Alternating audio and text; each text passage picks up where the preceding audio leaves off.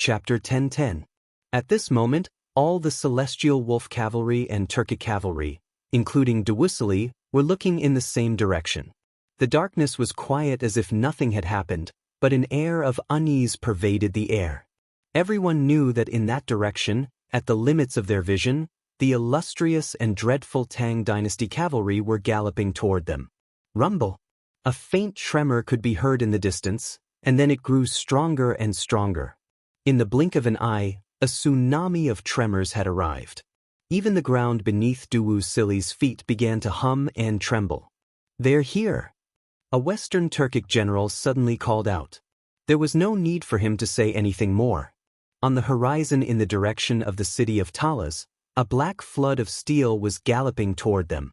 At the very front of this army was a massive dragon banner of the Tang dynasty, an awe-inspiring sight to behold. The Tang dynasty of the Central Plains. This was not the first time the Western Turks had heard of this name, nor was it the first time they had fought it. Before today, they had viewed this name with some disdain. But after witnessing the Tang dynasty's reversal in the Battle of Talas and sweeping away Abu Muslim and the Arab army, all of them felt a deep apprehension and shock. In everyone's hearts, these 4 words had a completely different weight compared to before. Shamshak, Chechen Benba, hear my order. Prepare for battle. Dewussili suddenly said as he looked into the distance. Yes, my lord. The 2 of them bowed and replied. Shamshak's eyes were bursting with an intense desire to fight. My lord, be at ease. This general will do his utmost. Shamshak said. Shamshak had lost all faith in his battle with the Wushang cavalry. Although the matter was over, Shamshak still felt an extraordinary humiliation, and he was constantly thinking about how to wipe away this disgrace. Time passed slowly, and the atmosphere became more and more solemn. Under the watchful eyes of the crowd, Wang Chong and the 5,000 Wushang cavalry approached at an astonishing speed. 8,000 zhang, 6,000 zhang, 4,000 zhang, 2,000 zhang. Wang Chong finally stopped. The 2 armies stared at each other from a distance, the air extremely tense. In the Turkic camp, countless green wolves bared their teeth and assumed offensive stances. But the Western Turkic elites were even more nervous. All of them were focused, their bodies tense, and even their hands that tightly gripped their weapons were drenched in cold sweat. After seeing the Tang dynasty sweep through the Arabs with ease, all of them felt a deep fear of the Tang people of Talas. In contrast, the 5,000 Wushang cavalry led by Wang Chong appeared much calmer. Great General, have you considered my proposal? Still 10,000 some zhang away, Wang Chong rode forward on his white-hoofed shadow and got straight to the point. His sharp voice cut through the darkness like a sharp blade, shattering the silence between the 2 armies. Dewussili angrily glared at the distant Wang Chong and raised his halberd as he rode forward. Brat, I have no idea what you're talking about, but I do know one thing. For you to dare to personally come to my door, you truly don't know the meaning of death. You managed to escape last time, but this time, I'd like to see just who will come to your rescue. As he spoke, Dewussili's eyes exploded with killing intent. Wang Chong wasn't strong enough, but he was full of schemes and schemes.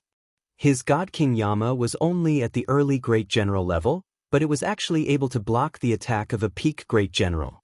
If word of this got out, he would lose all face. Although he was going for the formation phenomena, Dewussili didn't mind killing Wang Chong. When he heard Dewussili's words, Wang Chong grinned.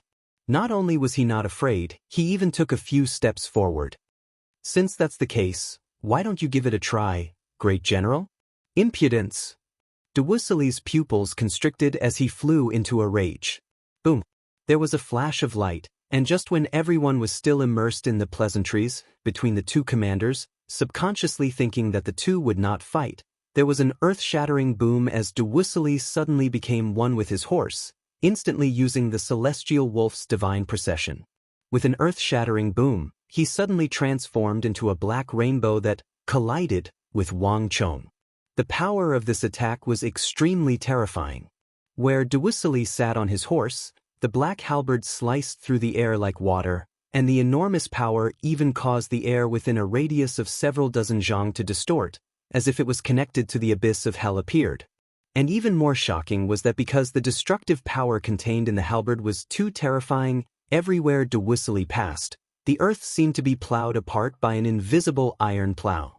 Countless rocks and soil fragments shot in all directions, leaving deep dents in the ground. Great General!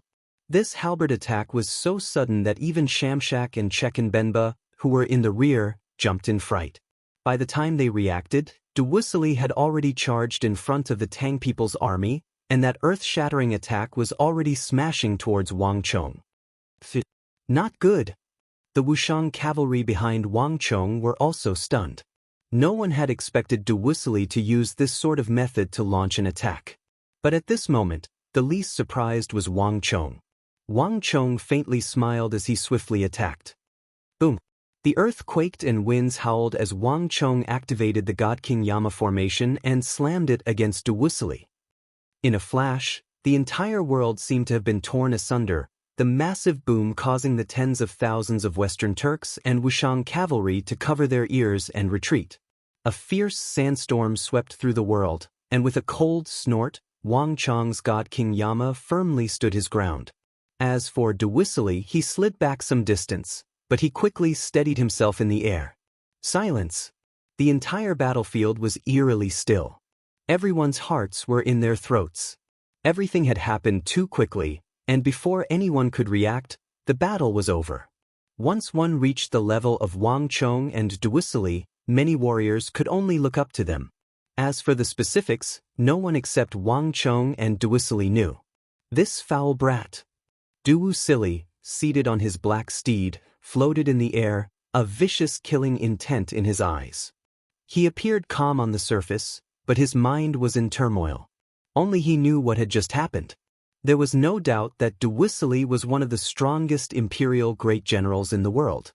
Although he was still lacking compared to the governor of Iron and Blood, there was no question that he was far superior to Wang Chong. But de Wisely's full-strength attack had been forcibly blocked by Wang Chong, and he had done it without using any technique.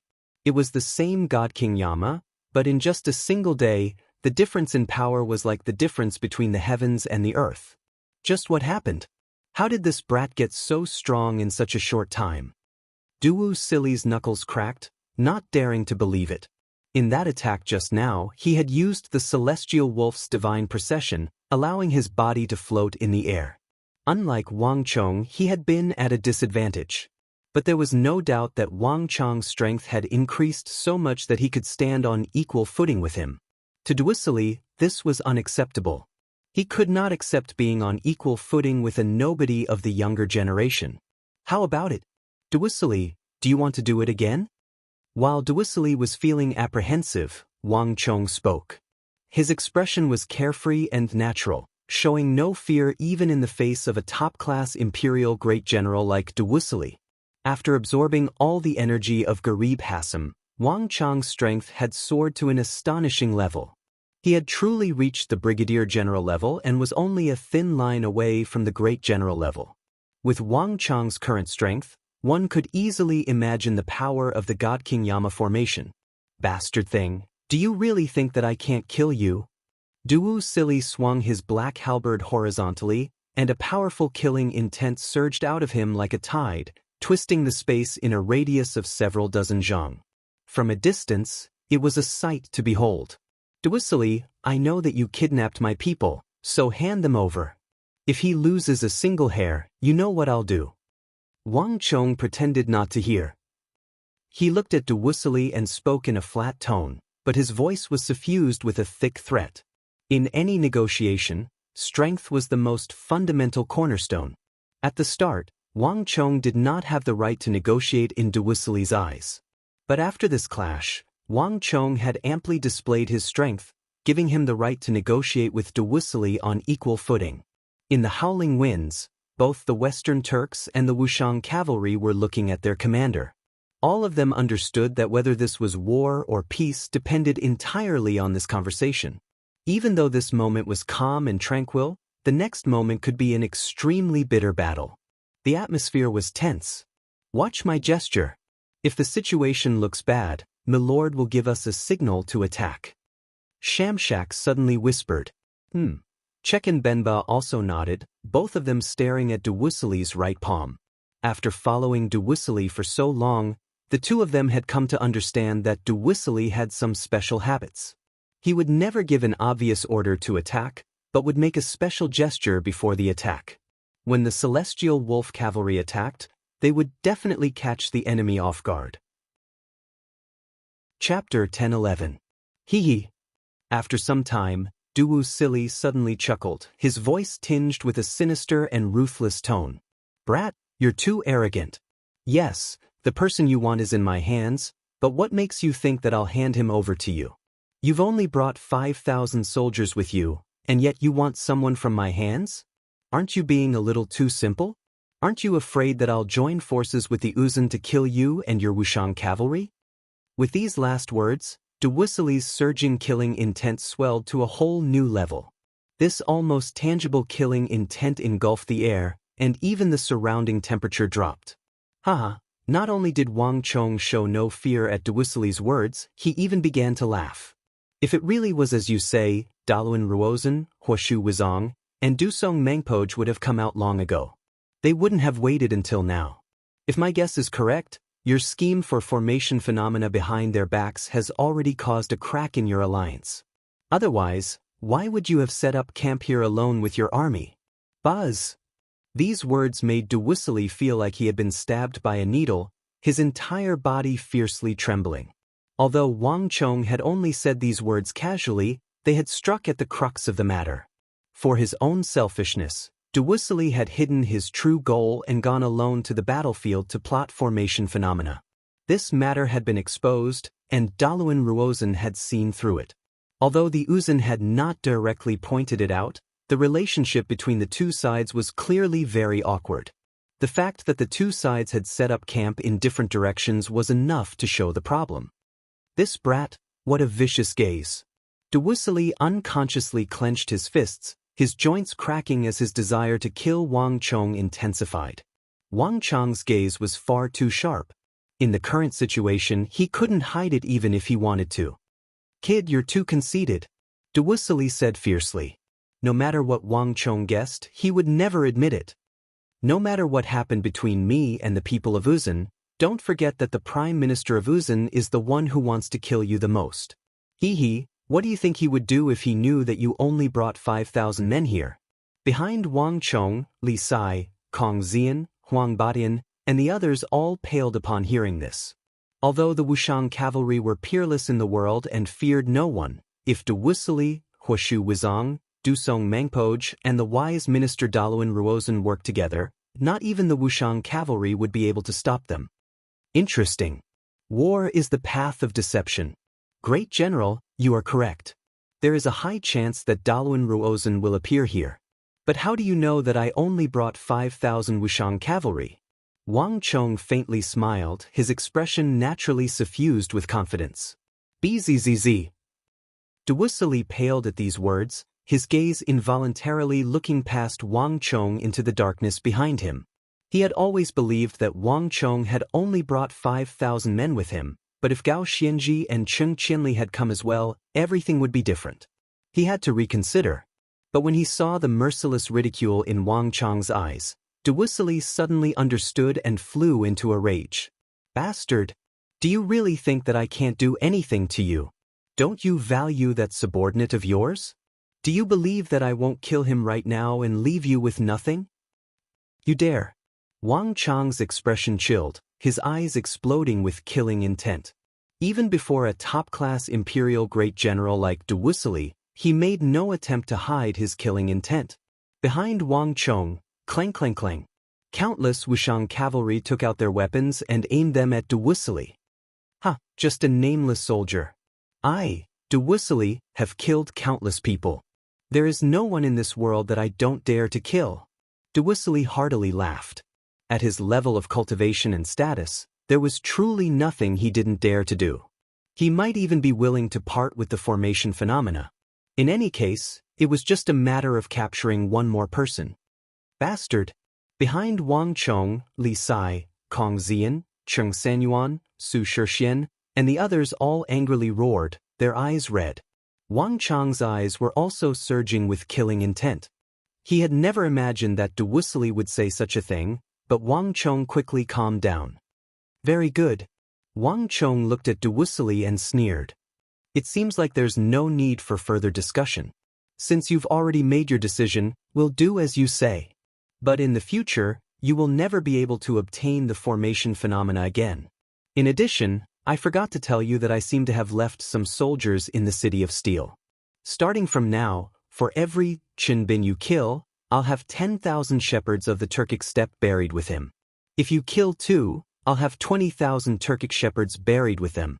Li Sai, let's go. With these words, Wang Chong immediately ordered his army to retreat. Across from him, Dewusley instantly paled. The Western Turkic Khaganate was connected to the Tang dynasty's Qixi, and many shepherds lived on the steppe along the border, with many tribes herding cattle and sheep. Ishbara Khagan had once ordered the shepherds to retreat so that they wouldn't be caught up in the war with the Tang dynasty. But because there were several extremely precious underground rivers and oases with lush water and grass, the Western Turkic Khaganate shepherds would often graze their cattle and herd their sheep there. No matter how much they tried to forbid it, it was useless. Dewusley had never been a soft-hearted general, and he didn't care how many people Wang Chong killed. But these were still the shepherds of the Western Turks. Dewusley didn't care about Wang Chong's actions, but Ishbara Khagan couldn't. When the fourth prince was captured, he had strenuously opposed the exchange of 200,000 war horses, but when Wang Chong led his soldiers into the steppe and began a massacre, Ishbara Khagan immediately agreed. Not only that, a large part of the reason he had sent soldiers to Talas to join with Daluan Ruozan and the Uzan in dealing with the Tang dynasty was that Ishbara Khagan was furious at the Qixi Protectorate's actions of expelling and slaughtering the shepherds.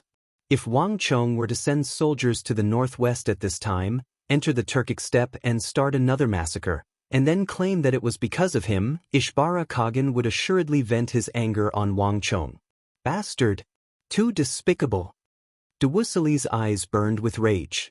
It had to be said that Wang Chong had struck his weak point. In this clash, he had not gained the slightest advantage. Wait a moment. Dewusley immediately called out to Wang Chong. Killing Qinbin was just an empty threat. How could he be so impulsive about something as important as formation phenomena? But right at this moment, a sudden change occurred. Daluan Ruozan, come out. Wang Chong had only taken a few steps when he suddenly stopped, looked around, and harshly called out. All was quiet, and Dewusley's expression froze as he swallowed back the words he had been about to say. Behind him, Shamshak, Chechen Benba, and the tens of thousands of Western Turkic soldiers all had dumbfounded looks on their faces. Daluan Ruozan? When had he come? Why didn't they know? Moreover, weren't Daluan Ruozan and Uzan's armies stationed 20 li to the rear? How had he appeared here? In the thick darkness, the earth and sky seemed to merge into one, leaving behind only a few protruding shadows. Just when everyone thought that Wang Chong had made a mistake, they all heard a familiar voice in their ears. Ha, young Marquis, since you've come, why are you in such a rush to leave? Soft laughter came out of the darkness, not from behind Dewusley, but from behind the 5,000 Wushang cavalry. As the laughter faded away, a graceful figure emerged from the crowd, walking out from a place several thousand zhang behind the Wushang cavalry. Behind him was a stalwart and domineering figure, his hand on his saber like a guardian deity. In another direction, another figure exuding a storm of energy was walking over, accompanied by Tibetan generals. The two sides, one on the left and one on the right, cut off the path of retreat for Wang Chong and the 5,000 Wushang cavalry. If Dewusley and the Western Turks were added to the mix, the three sides would form an encirclement around Wang Chong. Daluan Ruozan, Huashu Wizang, Dusong Mengpoj. The sight of these three familiar figures left all the Western Turkic soldiers dumbfounded, and even Dewusley couldn't help but widen his eyes. Great General, I heard that you had a guest, so I brought some people over to take a look. Great General won't mind, right? Daluan Ruozan faintly smiled as he walked forward, accompanied by Huashu Wizang. Of course not when the Prime Minister is here. Dewusley's face was stiff as he spoke. When he had looked around earlier, He had not noticed any great general-level characters in the vicinity. Now that he thought about it, Daluan Ruozhen, Huoshu Wuzong, and Dusong Mengpoj must have taken advantage of his battle with Wang Chong to sneak over while his attention was focused on Wang Chong. At a time like this, the person Duwusili least wanted to see was undoubtedly Daluan Ruozhen. Haha, great general's magnanimity is worthy of Daluan Ruozhen's admiration. Daluan Ruozhen faintly smiled as he turned to Wang Chong. Daluan Ruozhen, you really did come. Wang Chong's enormous god King Yama did not wait for Daluan Ruozhen to speak. I've been waiting for Marquis for quite some time. Chapter 10-12. The Mutri Great Cavalry. Wang Chong's pupils constricted at the sight of these elite cavalry, and he instantly recognized them. He had never imagined that Daluan Ruozhen would bring out his most elite cavalry at a time like this. The Uzun Mutri Great Cavalry, the Western Turks' Celestial Wolf Cavalry, and 3 elite great generals were enough to destroy Wang Chong and his 5,000 Wushang cavalry. In truth, Daluan Ruozhen had made no attempt to hide his intentions. As he spoke, the encirclement formed by the elite forces of the 2 empires rapidly shrank. At the same time, BZZ, 2 enormous energies as heavy as steel, flew through the air and locked onto Wang Chong. Wang Chong felt his body sink and he grimaced. And this was not the end. At almost the same time, a 3rd great general-level energy shot out from behind him and locked onto Wang Chong. Duwusili had also taken action at this moment. Although he was unwilling to see Daluan Ruozhen and Huoshu Wuzong at a time like this, Duwusili had chosen to cooperate with them. As an imperial great general, he always placed the overall situation above all else. His strategic goal was always to surpass his personal grudges and interests. Brat, you can't blame anyone else. I said before, you're too conceited. Duwusili growled. He had originally planned to make a private deal with Wang Chong, but Daluan Ruozhen's appearance had thrown all this into disarray. Not even he could do anything now. Rather than allowing him to leave, it was better to completely wipe out this force. If he could capture Wang Chong, that would be the best result. At the very least, it would be much more useful than interrogating Qin Bin. The situation rapidly reversed, and the 5,000 Wushang cavalry were plunged into an unprecedented crisis. The 3 great generals, Li Sai, Huang Batian, Kong Xian, and the other Wushang cavalry all paled at the sight of the approaching force. At this moment, all of them sensed an unprecedented aura of death. Just when Daluan Ruozhen had finished his preparations and the 2 sides had surrounded the 5,000 Wushang cavalry, Wang Chong suddenly laughed, his expression devoid of any nervousness. This abnormal action left everyone dumbfounded, and even Daluan Ruozhen subconsciously stopped. Daluan Ruozhen, do you really think that you can keep me here? Wang Chong's voice was brimming with confidence. His eyes swept over Daluan Ruozhen, Huoshu Wuzong, and Dusong Mengpoj, and an enormous wave of energy erupted from his body. Even though he was surrounded by 3 great generals, he showed no fear, as if he had something to rely on. In the darkness, the sight of Wang Chong's expression caused Daluan Ruozhen's heart to thump. This was not his first time fighting with Wang Chong, and no one understood more than him that this youth was more crafty and difficult to deal with than any opponent he had ever faced. His every step had been meticulously calculated. While it seemed careless, it was actually a trap. The moment one was most pleased with oneself was precisely the moment one failed. Daluan Ruozhen had learned this lesson in the War of the Southwest. Almost subconsciously, Daluan Ruozhen turned his head to look behind him.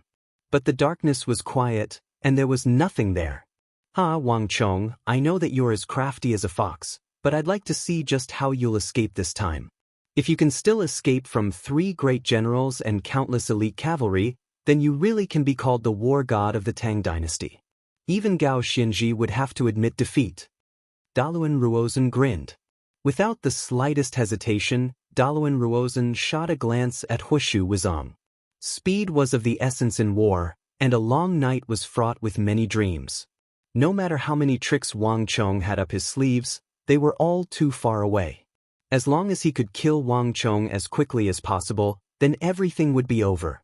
Without Wang Chong, the Tang dynasty might still be the powerful Tang dynasty, but in Daluan Ruozen's eyes, it was no longer worth fearing. Wang Chong, I'm sorry. Even though I wanted to have a contest of wits with you, whether it's wits or martial strength, the ultimate goal is still victory. I believe that if you were me, you would do the same. Daluan Ruozen said to himself as he gazed at the massive God King Yama. No matter how regretful Daluan Ruozen was, Huoshu Wuzong had far fewer distracting thoughts. It was the duty of a soldier to follow orders, and he had never doubted Daluan Ruozen's orders. Clang. A dazzling golden-red saber energy flashed through the air as Huoshu Wuzong passed Daluan Ruozen and shot into the air like a shooting star toward the massive God King Yama. At the same time, a vast golden light exploded from Huoshu Wuzong's body. At the same time, this great general of the Uzun Empire's Ngari royal lineage began to rapidly transform. In the blink of an eye, he had transformed into a massive golden Buddha.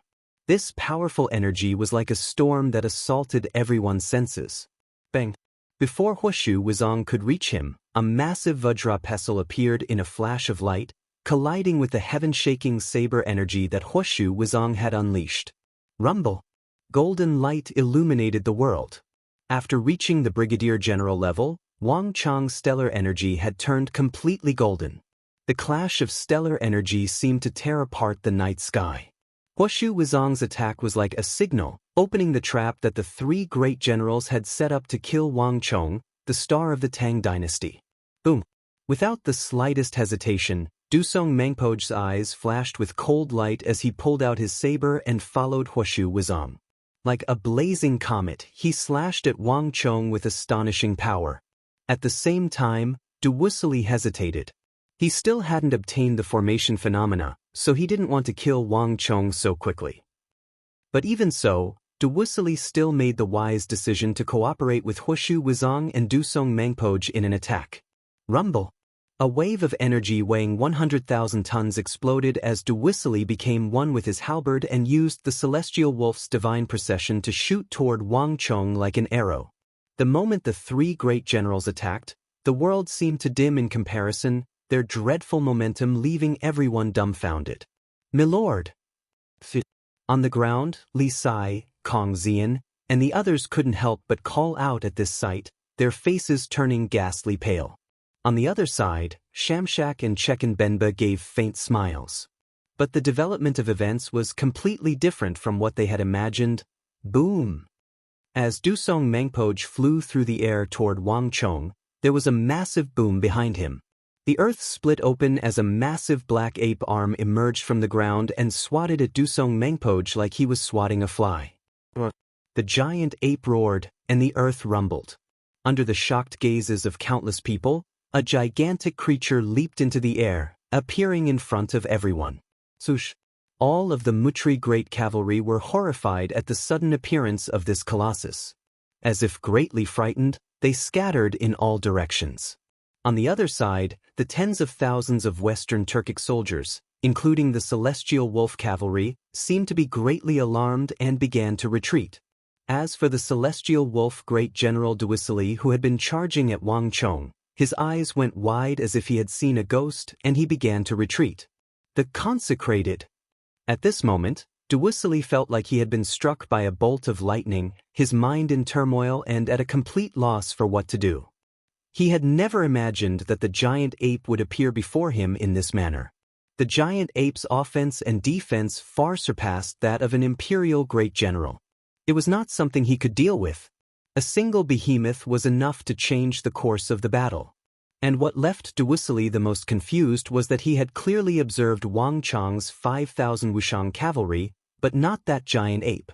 And if Wang Chong wanted to hide this from him, he would have to, damn it. As if understanding something, Duwusili clenched his fists in fury. Even though he was angry and unwilling, Duwusili had no choice but to avoid the behemoth that had suddenly appeared. Without Dusong Mangpo's cooperation, he and Huoshu Wuzong would not be able to kill Wang Chong in a short time. But if the behemoth arrived, not only would his Western Turkic army suffer grievous losses, he and Huoshu Wuzong would also be hard-pressed to protect themselves, and there was a high chance that they would die here. Rumble! In the distance, the giant ape's massive foot descended. Miserable screams rang out from the billowing dust as several dozen Mutri great cavalry were crushed into meat paste by the giant ape before they could even dodge. Even their armor was crushed into round iron pancakes. Retreat, retreat, retreat. All soldiers, retreat. Dewussili became even more anxious at this sight, his voice harsh and harsh. Ah, Dewussili, what's the rush? Didn't you want to attack us just a moment ago?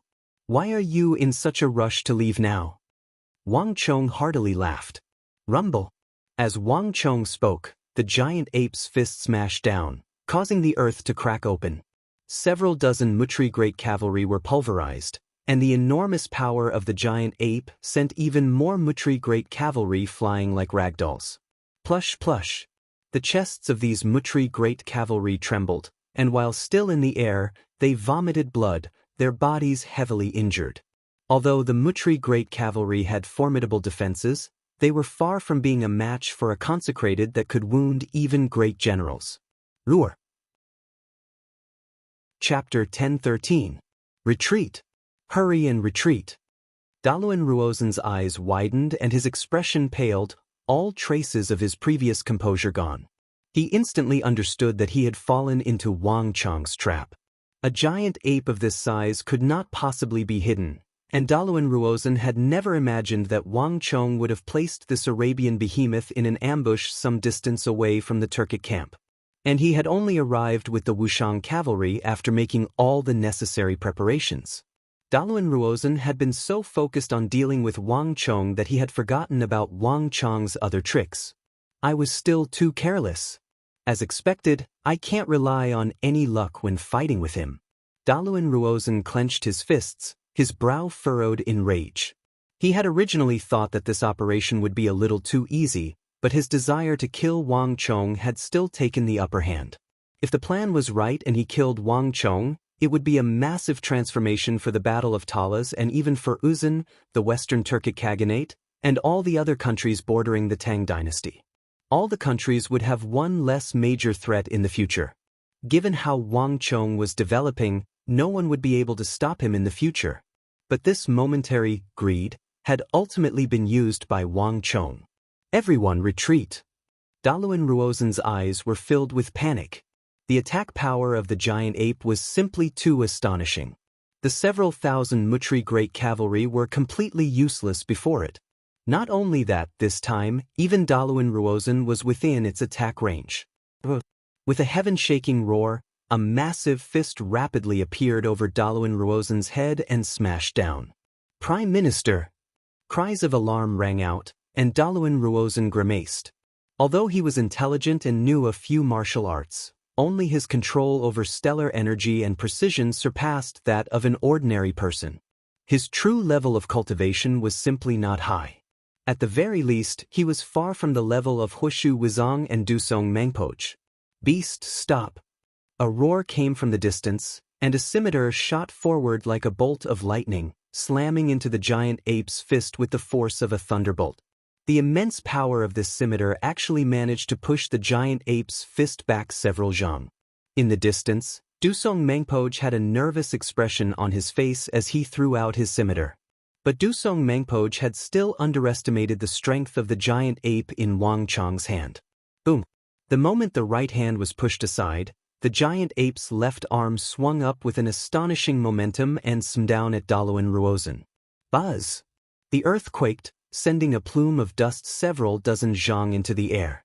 Wherever the giant ape's iron fist landed, the ground cracked and caved in, tearing open countless cracks. What a pity! As the giant ape's fist descended, Wang Chong's god King Yama couldn't help but sigh. Dewussili, Hushu Wizong, and Dusong Mangpoch might be powerful, but the true leader, Daluan Ruozen, was the greatest threat. He was like the brains of the three, using the most precise method to maximize their strength. In this operation, Daluan Ruozen had been scheming against him. But how could Wang Chong not be scheming against Daluan Ruozen? Prime Minister, how are you? At almost the same time, in the distance, Hushu Wizong let go of his fist, his stellar energy shaking off the dust on his body. As he looked at Daluan Ruozen, Huoshu Wuzong showed a hint of deep worry and concern. In that moment just now, Huoshu Wuzong had sensed that Daluan Ruozhen was in danger and had suddenly intervened to save him from the giant ape.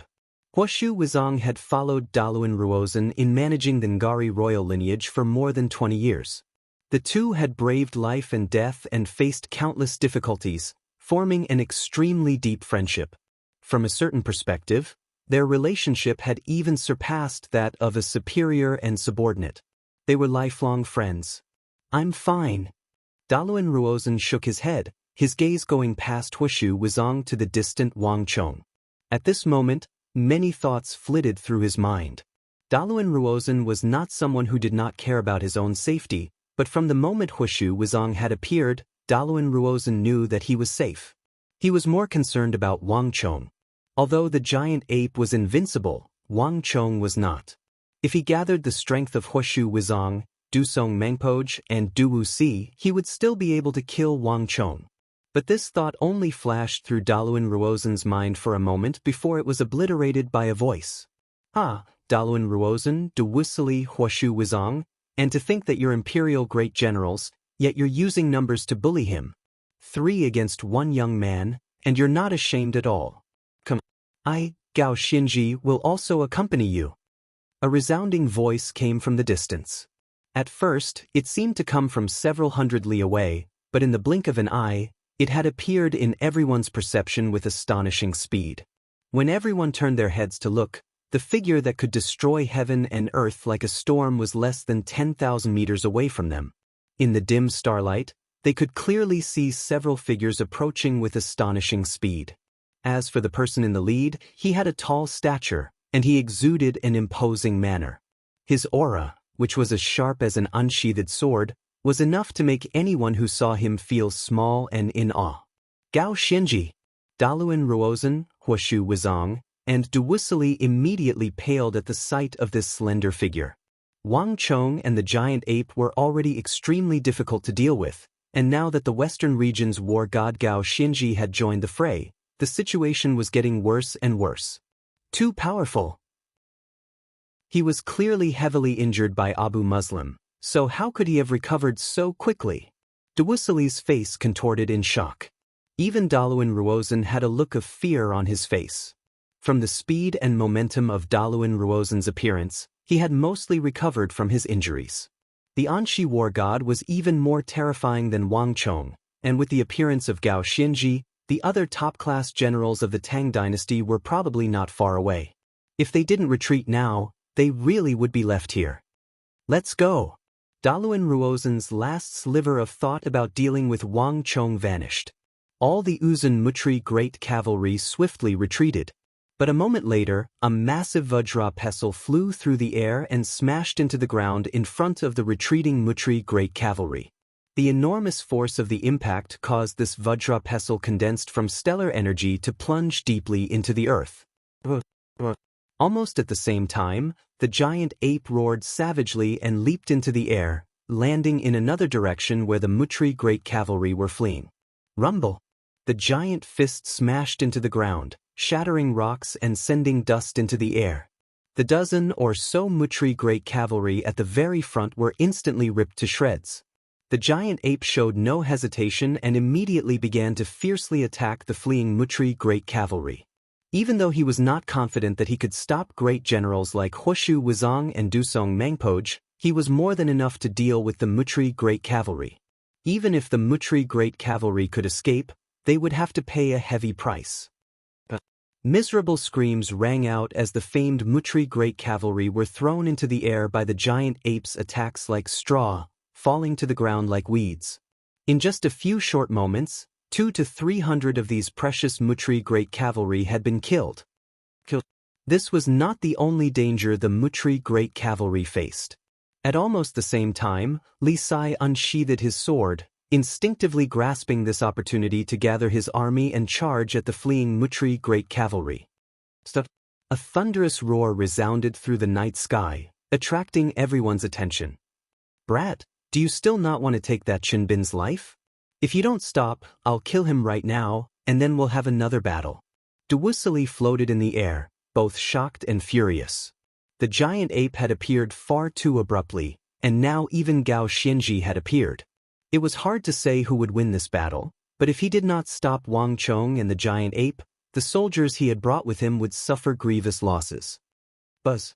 In just an instant, the huge battlefield immediately quietened down.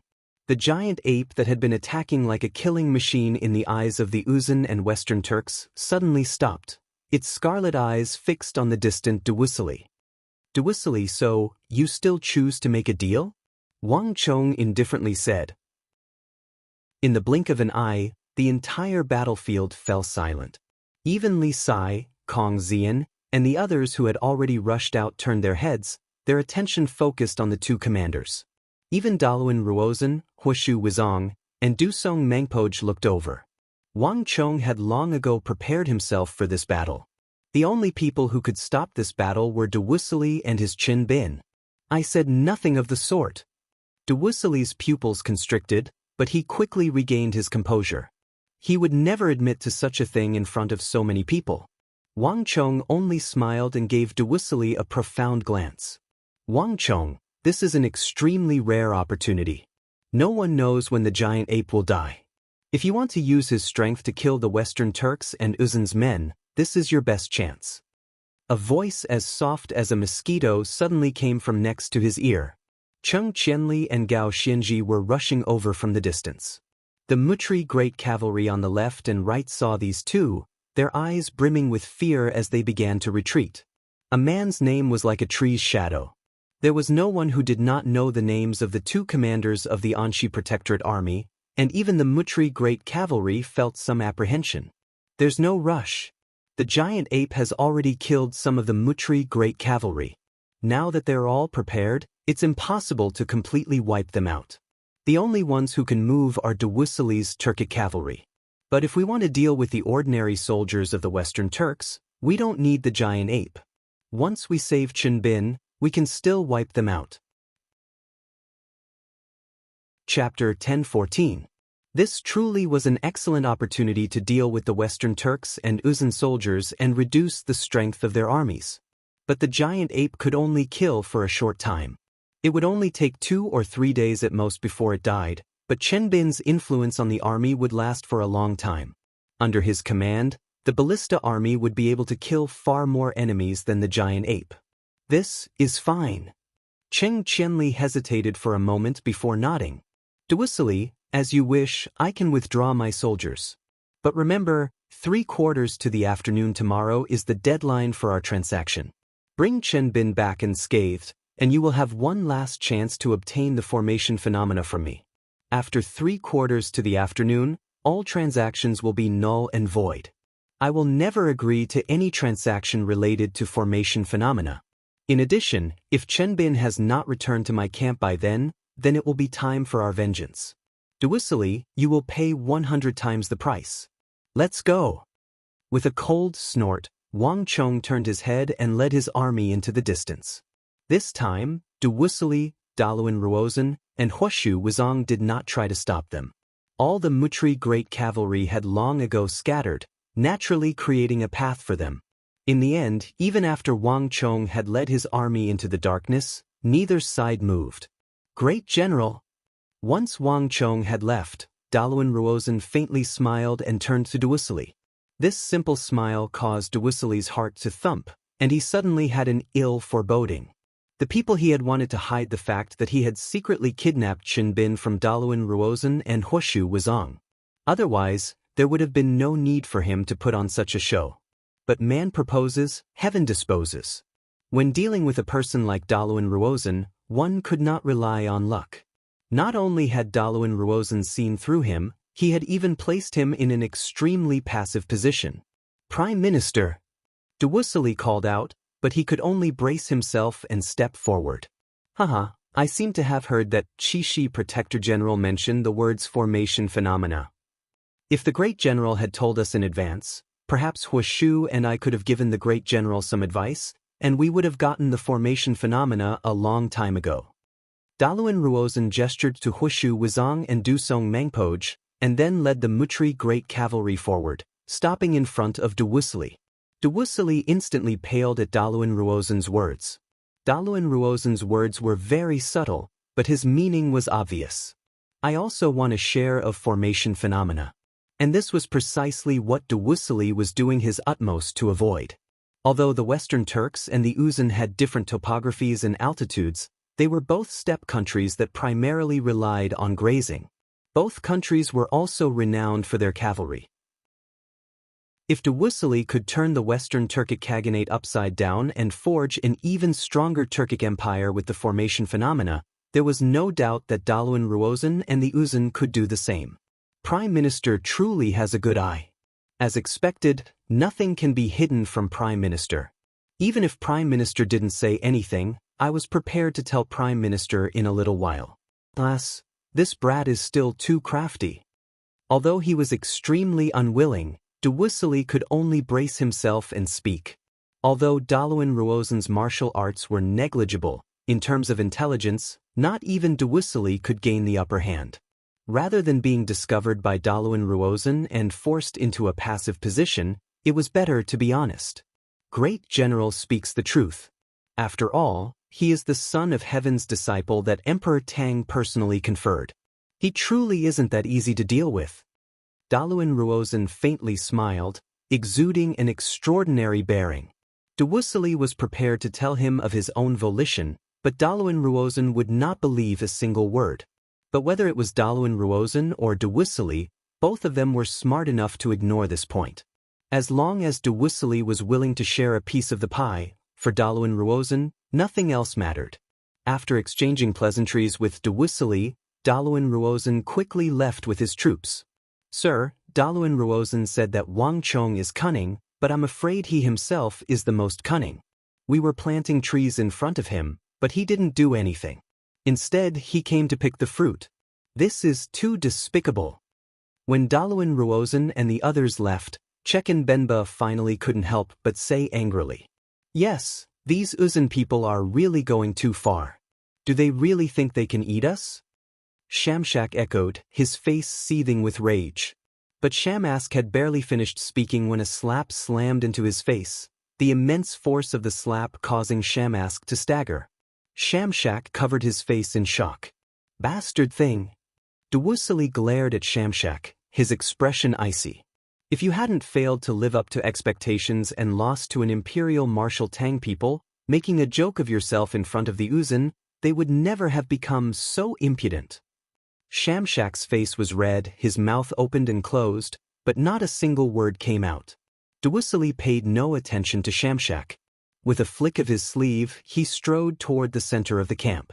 At the same time, 10 some li from the Western Turkic camp, Daluan Ruozen and Huoshu Huaizong were leading a group of Mutri Great Cavalry toward the camp of the main army. Dewussili seems to be very unwilling. Halfway there, Huoshu Huaizong suddenly said, "It would be strange if he was willing.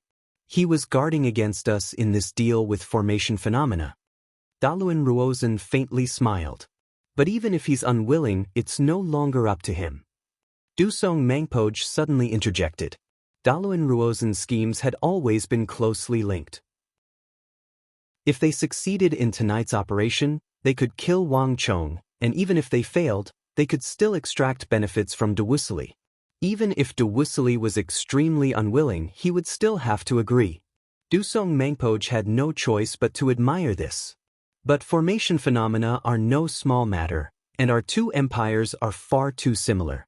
One mountain cannot hold two tigers. Given Dewussili's style, will he really be willing to give it to us? Dusong Mangpoj suddenly thought of something and spoke. The entire army fell silent, and Daluan Ruozen suddenly stopped on his horse. This sudden movement immediately attracted the attention of the army. Huoshu Huaizong, Dusong Mangpoj, and all the Mutri Great Cavalry stopped, all eyes focused on Daluan Ruozen. "Haha, won't we know when the time comes if he's willing?" Daluan Ruozen faintly smiled, and then he urged his horse to gallop into the distance. Behind him, Huoshu Huaizong and Dusong Mangpoj glanced at each other and quickly followed. It was high noon, and the scorching sun scorched the earth. A massive dragon banner was thrust into the east side of the city of Talas, atop the high hills. Wang Chong stood beneath the dragon banner, Gao Xianji, Cheng Qianli, the other Tang dynasty generals, and the Wushang cavalry at his side. All of them stood motionless, silently gazing to the east as they waited. "Marquis, will Du Wussili and the others not come?" After some time, Xue Qianjun suddenly broke the silence. He slowly raised his head to the sky, a hint of worry in his eyes. The blazing sun hung high in the sky, and it was already close to a quarter to the noon hour. This was the time that Wang Chong had said would be the final transaction, but there was still no sign of Du Wussili or Qin Bin. "Relax, he will come," Wang Chong indifferently said. His calm tone caused Xue Qianjun and the surrounding generals to calm down, the anxiety in their hearts lessening. Wang Chong was not blindly confident, nor was he overly trusting of Du Wussili. Instead, he had come to this conclusion after careful consideration. After fighting alongside Qin Bin for so long, Wang Chong knew that Qin Bin would rather die than open his mouth. Du Wussili was far too greedy. If he could not get what he wanted from Qin Bin, he would definitely take the initiative to make a deal with Wang Chong. "Look!" Just as everyone was waiting, someone suddenly pointed into the distance and shouted. A moment later, the earth began to quake and dust began to churn. On the distant horizon, one could see a vast army surging toward them like a surging tide. "It's the Western Turks." "No, there's also Uzun's men." Everyone looked into the distance and suddenly exclaimed. In the distance, they could see two large banners flapping in the wind amidst the roiling dust. One was the banner of a golden wolf with a blue background, while the other was the sacred banner of a white yak with a black background. The mood instantly turned grave. After fighting with the Uzun and the Western Turks for so many days, they were all extremely familiar with the tactics of both sides. Uzun's Mutri great cavalry rode side by side, their armor gleaming with a cold metallic light. Around 2,000 zhang from Wang Chong's group, Du Wussili and Daluan Ruozhen stopped. Everyone swept their gazes over Wang Chong's group, quickly passing over the hill to look at the giant ape in the back. "What's going on? Why isn't this beast dead yet?" Du Wussili's face was filled with viciousness and deep apprehension. The Arabs had a total of 4 behemoths, but the first 3 had been killed. For some reason, the last giant ape was still alive. In terms of pure strength, no one on the battlefield, not even Du Wussili, was a match for this beast. Du Wussili did not dare to get his army too close, and he had to be prepared to retreat at a moment's notice to avoid being ambushed by this beast. "Great General, let's go," Daluan Ruozhen said with a smirk on his face. Du Wussili hesitated for a moment, but despite his reluctance, he still nodded. "Hiya!" Chapter 10:15. "Marquis, they've brought Qin Bin here." Almost at the same time, Li Sai, who was on the high hill, also spoke. His eyes immediately fell on Qin Bin, who was standing beside Du Wussili. Although Qin Bin's hands and feet were bound and even his eyes were blindfolded, Li Sai could still recognize Qin Bin, who was sitting on Du Wussili's horse, at a glance. "He looks fine. Although he's suffered some superficial wounds, he's generally fine." Gao Xianji also spoke after a moment of silence. From the moment Du Wussili appeared, he had been observing Qin Bin, who was standing beside Du Wussili. With Gao Xianji's level of cultivation, he could tell at a glance whether Qin Bin was seriously injured or not. Wang Chong nodded. He patted the horse's back and galloped forward at high speed. "Let's go. It's time to switch back to Qin Bin." Under the blazing sun, plumes of smoke and dust rose into the air. Just 1,000 zhang away from the two camps, Wang Chong and Du Wussili met. In an instant, the atmosphere was tense. Everyone's eyes were focused on Wang Chong and Du Wussili. They all held their breaths, not daring to breathe too loudly. "Kid, I've brought him here. Where's the formation phenomena I wanted?" Du Wussili said coldly, looking at Wang Chong, who was 10 steps away. Although he looked normal on the surface, Du Wussili's brows revealed a hint of irritation and anger that could not be concealed. Ever since he had kidnapped Qin Bin, Du Wussili had tried everything he could think of, hoping to pry the secrets of formation phenomena from Qin Bin's mouth. However, no matter what Du Wussili did, he could not get a single word out of Qin Bin. The most he got was Qin Bin's laughter and mockery. Given Du Wussili's temperament, he simply wanted to hack Qin Bin into pieces to vent his anger. However, Wang Chang's words before he left had caused Duwusilly to have many misgivings. Every time he interrogated Chenbin, he had no choice but to expend a great deal of energy to treat Chenbin's injuries and help him recover. Duwusilly had spent more than 20 years pursuing the secret of formation phenomena. This secret was far too important to him, so much so that Duwusilly could not tolerate any mistakes. Marcus, do not give him the formation phenomena. My life is not important, but please do not let him have his way no matter what. Just then, Chenbin suddenly shouted. His eyes were blindfolded and he couldn't see what was happening outside, but Chenbin kept his ears open and listened carefully. Chenbin had persevered for so many days and endured the torture to prevent Duwusilly from succeeding. If Wang Chong agreed to the deal with Duwusilly, wouldn't all his previous efforts be in vain? Shut your mouth. Duwusilly jabbed out with his finger, instantly sealing off Chenbin's limbs and mute acupuncture points. Wang Chong, I've already brought him to you. You won't go back on your word, right? Duwusilly wanted to kill Chenbin, but what he feared the most was that Wang Chong would suddenly change his mind and cancel the deal. Duwusilly, I naturally keep my word, but do you still remember what I said last night? I said finish. Good. Nothing. Damage. Wang Chong coldly said. Kid, don't try to act innocent after getting what you want. When I brought your subordinate back from the battlefield, he was already on his last breath, not far from death. This happened while you were fighting the skyquaking giants, and it had nothing to do with me.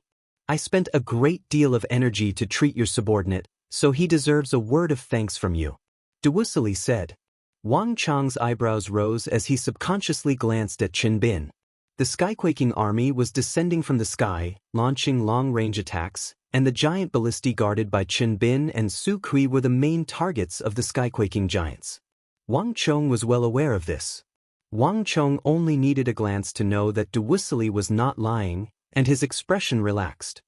Very good. Duwusilly, I always keep my word. The secret of formation phenomena is here, so hand over my subordinate. Wang Chong faintly smiled as he reached into his bosom and took out a thin sheet of snow paper. Holding it between his index and middle fingers, he raised it high into the air. The mood instantly changed. Duwusilly stared at the folded sheet of paper, his eyes blazing. Even Daluan Ruozan slightly raised his head, a serious expression on his face. Although Daluan Ruozan had maintained his composure this entire time, if Uzan could obtain the true secret of formation phenomena, it would be an irresistible temptation for Uzan. Time seemed to stop, and even breathing became ragged. The ordinary sheet of paper in Wang Chang's hand instantly became the undisputed center of attention. On the other side, even though Chenbin's mute acupoint was sealed and his body was under Wang Chang's control, his hearing wasn't affected. Even though Chenbin couldn't speak, his body was clearly trembling. Duwusilly, you only have one chance. Have you still not thought it through? Wang Chong waved the sheet of paper in his hand. In an instant, as if awakening from a dream, everyone turned their heads around. The secret of formation phenomena. The thing that Duwusilly had dreamed of the most in his life was now within reach. At this moment, Duwusilly found it hard to remain calm. As he gazed at the thin snow-white paper, a hint of desire appeared in his eyes. Without hesitation, Duwusilly shook his wrist and instinctively reached for Chenbin on horseback. Just as he was about to hand Chenbin over, Duwusilly's heart skipped a beat and he snapped out of his daze. Kid, how do I know if what you're giving me is real? The atmosphere froze in an instant, and the initial frenzy dissipated. Everyone's eyes became calm. That's right. Only Wang Chong could master the secret of formation phenomena. No one knew if it was real or not. If Wang Chong used a fake one to fool them, no one would be able to tell the difference. Duwusilly was no fool. He had to be on his guard. Heh. Wang Chong faintly smiled, and under the reluctant gazes of the crowd, he slowly put away the snowy paper. His expression was calm and unruffled, as if he had already predicted this development. Duwusilly had a suspicious personality, and an imperial great general of this level was not easy to fool. I just knew that Lord Protector General wouldn't trust me so easily. With a flick of his wrist, Wang Chong tossed out another sheet of paper. Strengthened by his stellar energy, this thin sheet of paper was no different from steel. Swish! The paper whistled through the air as it shot toward Duwusilee's face. Confused, Duwusilee extended a finger and caught the paper that Wang Chong had thrown at him. "What's this?" Duwusilee asked, a look of confusion on his face. Around him, Daluan Ruozhen, Huashu Wizong, and the others also looked over. No one knew what Wang Chong was up to with the two letters, one at the front and one at the back. This sheet of paper records part of the secret of formation phenomena. Duwusilee, you have 7,000 celestial wolf cavalry under your command. Pick 60 of them and have them cultivate according to the method written here. You'll soon know if it's real or fake. These words took everyone by surprise. Not even Duwusilee had expected such a move. "Prime Minister, what's going on?" On the other side, Dusong Mengpoj frowned and subconsciously lowered his voice. "I don't know. Let's wait and see," Daluan Ruozhen said, his brow creasing. This matter was somewhat different from what he had expected. Not even he could understand Wang Chong's actions. Up ahead, Duwusilee did not think so much. He gave Wang Chong a profound glance and waved his hand behind him. Soon, 60 fully armored celestial wolf cavalry galloped out from the rear, brimming with energy. Cultivate according to the method written here. Duwusilee only glanced at the paper before handing it over to a celestial wolf cavalry officer in the rear. "Yes, my lord." The 60 celestial wolf cavalry received the order and galloped away. They took up formation and began to cultivate according to the method written on the paper. All was quiet as everyone focused their attention on the 60 celestial wolf cavalry. Daluan Ruozhen, Huashu Wizong, Duwusilee, everyone was paying attention to the development of this matter. Only Wang Chong silently smiled at the distant celestial wolf cavalry. As an elite force of cavalry that could dominate the world, the celestial wolf cavalry were the cream of the crop in terms of strength, experience, and comprehension. By using Wang Chong's formation phenomena on them, they could be used to their greatest potential in the shortest amount of time. Time passed by, and soon enough, the 60 celestial wolf cavalry finished their cultivation, each of them undergoing a subtle transformation. "My lord, we're ready." The celestial wolf cavalry officer rode over and respectfully reported to Duwusilee. Duwusilee's eyes flashed like lightning as he swept them over. At this moment, his eyes were filled with bewilderment. When Wang Chong had first tossed the paper over, Duwusilee hadn't paid it much attention, but when he saw the transformation of the 60 celestial wolf cavalry, Duwusilee couldn't help but begin to doubt it. He could clearly sense that after cultivating the contents of Wang Chong's paper, everyone's aura had clearly grown thicker and more profound. Even with Duwusilee's experience and knowledge, he had never seen any technique that could cause such a massive transformation in the celestial wolf cavalry in such a short time. "Begin." Duwusilee waved his hand. At this moment, not even he realized that he had unwittingly developed a hint of anticipation. Boom! A moment later, the 60 celestial wolf cavalry formed into a formation and began to gallop off into the distance. After traveling 100 meters, the celestial wolf cavalry let out a fierce roar. In a flash, a powerful energy of the world surged through the air, connecting the officer and the 60 celestial wolf cavalry together. Clang! The 60 celestial wolf cavalry pulled out their weapons and pointed them at the sky. Rumble! A moment later, something that left everyone stunned occurred. There was a thunderous boom. 30 meters above the celestial wolf cavalry, black clouds began to gather from all directions, gathering above the celestial wolf cavalry. This phenomenon immediately vanished, but everyone present, whether it was Duwusilee or Daluan Ruozhen, was stunned. Formation phenomena. Chapter 1016. Everyone was shocked speechless by this sight, and the dignified atmosphere instantly became subtle. Even the look in Daluan Ruozhen's eyes had changed. "Duwusilee, what do you think?" Wang Chong withdrew his gaze from the distance and looked at Duwusilee with a grin. Duwusilee gave Wang Chong a deep look, then suddenly smiled. "Kid, you're quite lucky that someone is willing to trade something like formation phenomena for your life." With a tug of his right hand, Duwusilly instantly tore off the black cloth covering Chinbin's eyes. At the same time, he reached out and unsealed Chinbin's mute acupoint, then released him. Marcus, you can't give him the formation phenomena. As soon as he opened his eyes, Chinbin shouted angrily and anxiously. The matter of formation phenomena was extremely important. He had endured the pain and torture, refusing to reveal it, all to prevent the secret of formation phenomena from falling into Duwusilly's hands. If Wang Chong gave the secret of formation phenomena to Duwusilly, then all his previous efforts would be wasted. Duwusilly, I definitely won't let you have your way. Seeing that the deal was about to be completed, Chinbin's eyes flashed with determination. With a thought, he suddenly bit down on the root of his tongue. But in the next moment, before Chinbin could bite his tongue to commit suicide, a hand like an iron clamp clamped down on Chinbin's lower jaw. You want to commit suicide in front of me? A voice resounded in his ear. Duwusilly smiled coldly, and Chinbin's heart instantly sank. Wang Chong, you have guts. As long as you give me the real formation phenomena, I'll return your subordinates to you. How about it? Duwusilly turned his head and looked at Wang Chong said. All right. Wang Chong smiled calmly. Even in front of Duwusilly, the heavenly wolf general, his aura was not inferior in the slightest. I'll give you the first half of the mystery of formation phenomena first, and I'll give you the other half after you've sent my subordinates down. As soon as he finished speaking, Wang Chong took out the letter from before. With a wave of his hand, it transformed into a streak of white light that shot toward Duwusilly.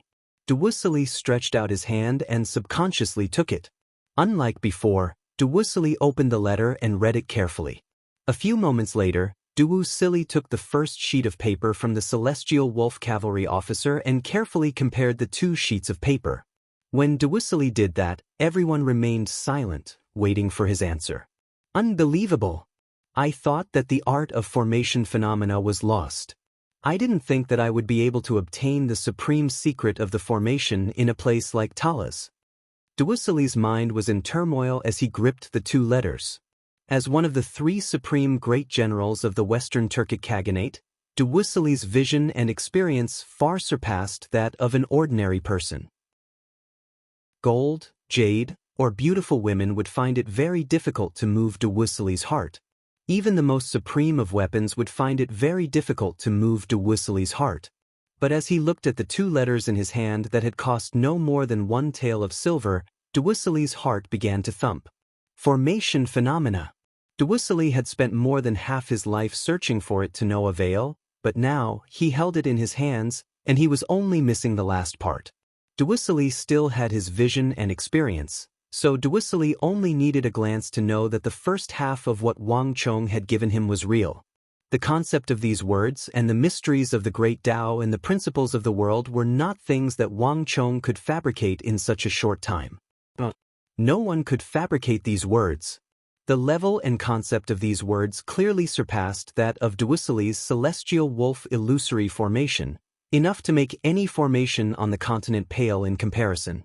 Most importantly, the concept of all the words flowed smoothly like flowing water, and they came from the same source without any flaws. If this technique had been fabricated in a single night, Duwusilly would have no choice but to prostrate himself in admiration. Even if it was fake, he would accept it. This could only mean that Duwusilly's eyesight was too poor. Even if he had been tricked, he deserved it. Or perhaps Wang Chong had known 3 or 4 months ago that he would come to Talas and coveted the formation phenomena, so he had spent a great deal of time and effort to prepare this formation phenomena to deal with him. But that was far too absurd. Brat, I can give him to you. Duwusilly raised his head and smiled, at the same time putting the two letters into his bosom. But how do I know that the second half of your book is real and that you didn't tamper with it? If it's fake, wouldn't all my efforts have been for nothing? Duwusilly, you're being too paranoid. I've already given you the first half, and you've tested the power of formation phenomena, but you still haven't released the person. How do we know that you won't release him? If you take the item but don't release him, won't we suffer even greater losses? Anshi Vice Protector General Chung Qianli couldn't bear to watch any longer and finally interjected. The Tang dynasty had already displayed sufficient sincerity, But it seemed like Duwisili wanted even more. This was simply pushing his luck. "Ha, Duwisili, you didn't see it, so of course you wouldn't know." Wang Chong finally spoke. His expression was calm, as if he had known that Duwisili would ask this question. The second half might be fake, but it also might be real. Duwisili, you have a paranoid personality, and I don't intend to convince you otherwise. You can choose to end the transaction right now. I won't get the person, and you won't get the formation phenomena, leaving us with nothing. But you can also choose to believe me and take a risk. This way, I can get my person back, and you can get the real formation phenomena. Make your choice. Duwisili's expression froze. He had never imagined that Wang Chong would be so calm as to say that the second half might be fake. This caught him off guard, and he didn't know how to respond. If he had heard Wang Chong say these words in the past, he would have immediately turned and left, but now that he had seen the vast concept and power contained within the two scrolls of formation phenomena, Duwisili found it impossible to so easily withdraw. "Brat, aren't you being too arrogant? I've already obtained the contents of the two scrolls of formation phenomena. If you dare to speak to me like this, aren't you afraid that I'll kill him?" Duwisili slowly turned his head to look at Chen Bin, his eyes turning cold. At some point, his fingers had begun to clench, sending a stream of energy to his fingertips. If he tightened his grip, Chen Bin's bones would shatter and he would die. "Heh, Duwisili, Chen Bin is my subordinate, and I value him greatly, but to you and the Western Turks, he's just an insignificant, nameless pawn. To exchange an insignificant pawn for a scroll of formation phenomena. Duwisili, you've already profited greatly. Are you willing to kill him?" Wang Chong grinned, his sharp eyes stabbing into Duwisili's heart like swords. On the other side, Daluan Ruozen's eyes twitched at Wang Chong's words, a hint of interest flashing through his eyes. Duwisili still didn't understand Wang Chong at all. Argue with him? Not even Daluan Ruozen was a match for him, much less Duwisili. Okay. Just as Daluan Ruozen had predicted, Duwisili laughed and made his choice. "Brat, I can make a deal with you, but we'll exchange the person and the item. I'll count to 3, and when I reach 1, I'll throw you your subordinate and you'll throw me what I want. We'll work together, and no one is allowed to play any tricks. If I discover that what you're giving me is fake, I'll first kill Chen Bin, and then I'll kill all your subordinates." Of course. "If I discover that you won't release him or try to kill him midway, I'll destroy the letter and you'll never obtain the formation phenomena. This will be my first and last time making a deal with anyone." Wang Chong waved his sleeve and smiled. In the end, Duwisili had been unable to resist the temptation of the formation phenomena. But as long as he could save Chen Bin, it would all be worth it. At the final moment, Wang Chong and Duwisili, the two supreme commanders of the Tang dynasty and the Western Turks, had finally reached an agreement. But the atmosphere had not relaxed in the slightest. On the contrary, it had reached a fever pitch. "Qianli, get ready. If something goes wrong, immediately stop Duwisili and save Chen Bin." While everyone's attention was focused on Wang Chong and Duwisili, no one noticed that Gao Xianji, who had been standing behind Wang Chong this entire time, had used a secret technique to whisper into Cheng Qianli's ear. Wang Chong and Duwisili had reached a deal amidst the calm, but few people noticed that beneath this calm surface was boundless killing intent and turmoil. Duwisili and Wang Chong had agreed to a count of 3 before attacking. One hand over the person, the other hand over the item. In that brief moment, Wang Chong could only draw Duwisili's attention to the formation phenomena written on the letter and convince him that it was real. Only then could Wang Chong succeed. But if Duwisili felt that he had been tricked or that what Wang Chong had given him wasn't real, then he would definitely attack Chen Bin. In that instant, he would definitely turn around and attack Chen Bin. At that time, Chen Bin would assuredly die. Moreover, because Chen Bin was already in his hands and closest to him, not even Gao Xianji would be able to save him. Understood. Cheng Qianli nodded almost imperceptibly, a grave expression on his face. 3. A voice that was as heavy as iron and resounding suddenly resounded between heaven and earth. With this voice, the deal between Wang Chong and Duwisili began. The atmosphere suddenly became heavy and somber. "Kacha, Duwusilli's well-defined fingers tightened around Qin Bin's neck. His expression was cold, completely different from when he had been negotiating with Wang Chong. Kacha. Chapter 10:17. 2. As Duwisilli called out the second number, the atmosphere grew even more somber. Everyone remained motionless, but an invisible tension began to spread through the air. Everyone's eyes sharpened, no longer showing the slightest laziness. At this moment, whoosh! Wang Chong suddenly took the third and final piece of paper from his bosom. The frosty white paper was extremely thin, and in the sunlight, one could faintly make out the tiny lines of words within. Duwusilli blinked, and then, as if attracted by some invisible energy, he couldn't help but look over. At the same time, the others began to look over. Formation phenomena. Only with this final scroll would the formation be complete. Formation phenomena represented a high level of formation mastery. It was not just a chant or a powerful formation. If one could comprehend its secrets, the celestial wolf illusory formation that the Western Turks were renowned for would be able to reach an even higher level and form their own formation phenomena. At that time, the celestial wolf cavalry would be even more difficult to stop. And the Uzun's great scarlet sun formation was on the same level as the celestial wolf illusory formation, but it had also not reached the highest level. If one could obtain the secret of formation phenomena, they could also reach an even higher level and form their own formation phenomena for the great scarlet sun formation. This was a temptation that no one could resist. Prime Minister.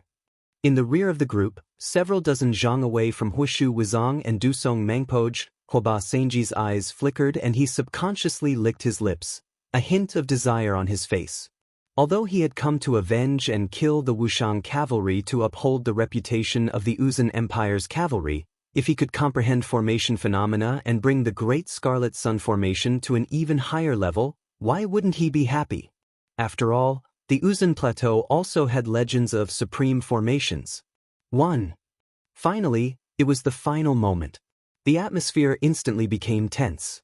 Wang Chong, Duwusilli, Gao Xianji, and Huishu Wizong all tensed their muscles like a fully drawn bow.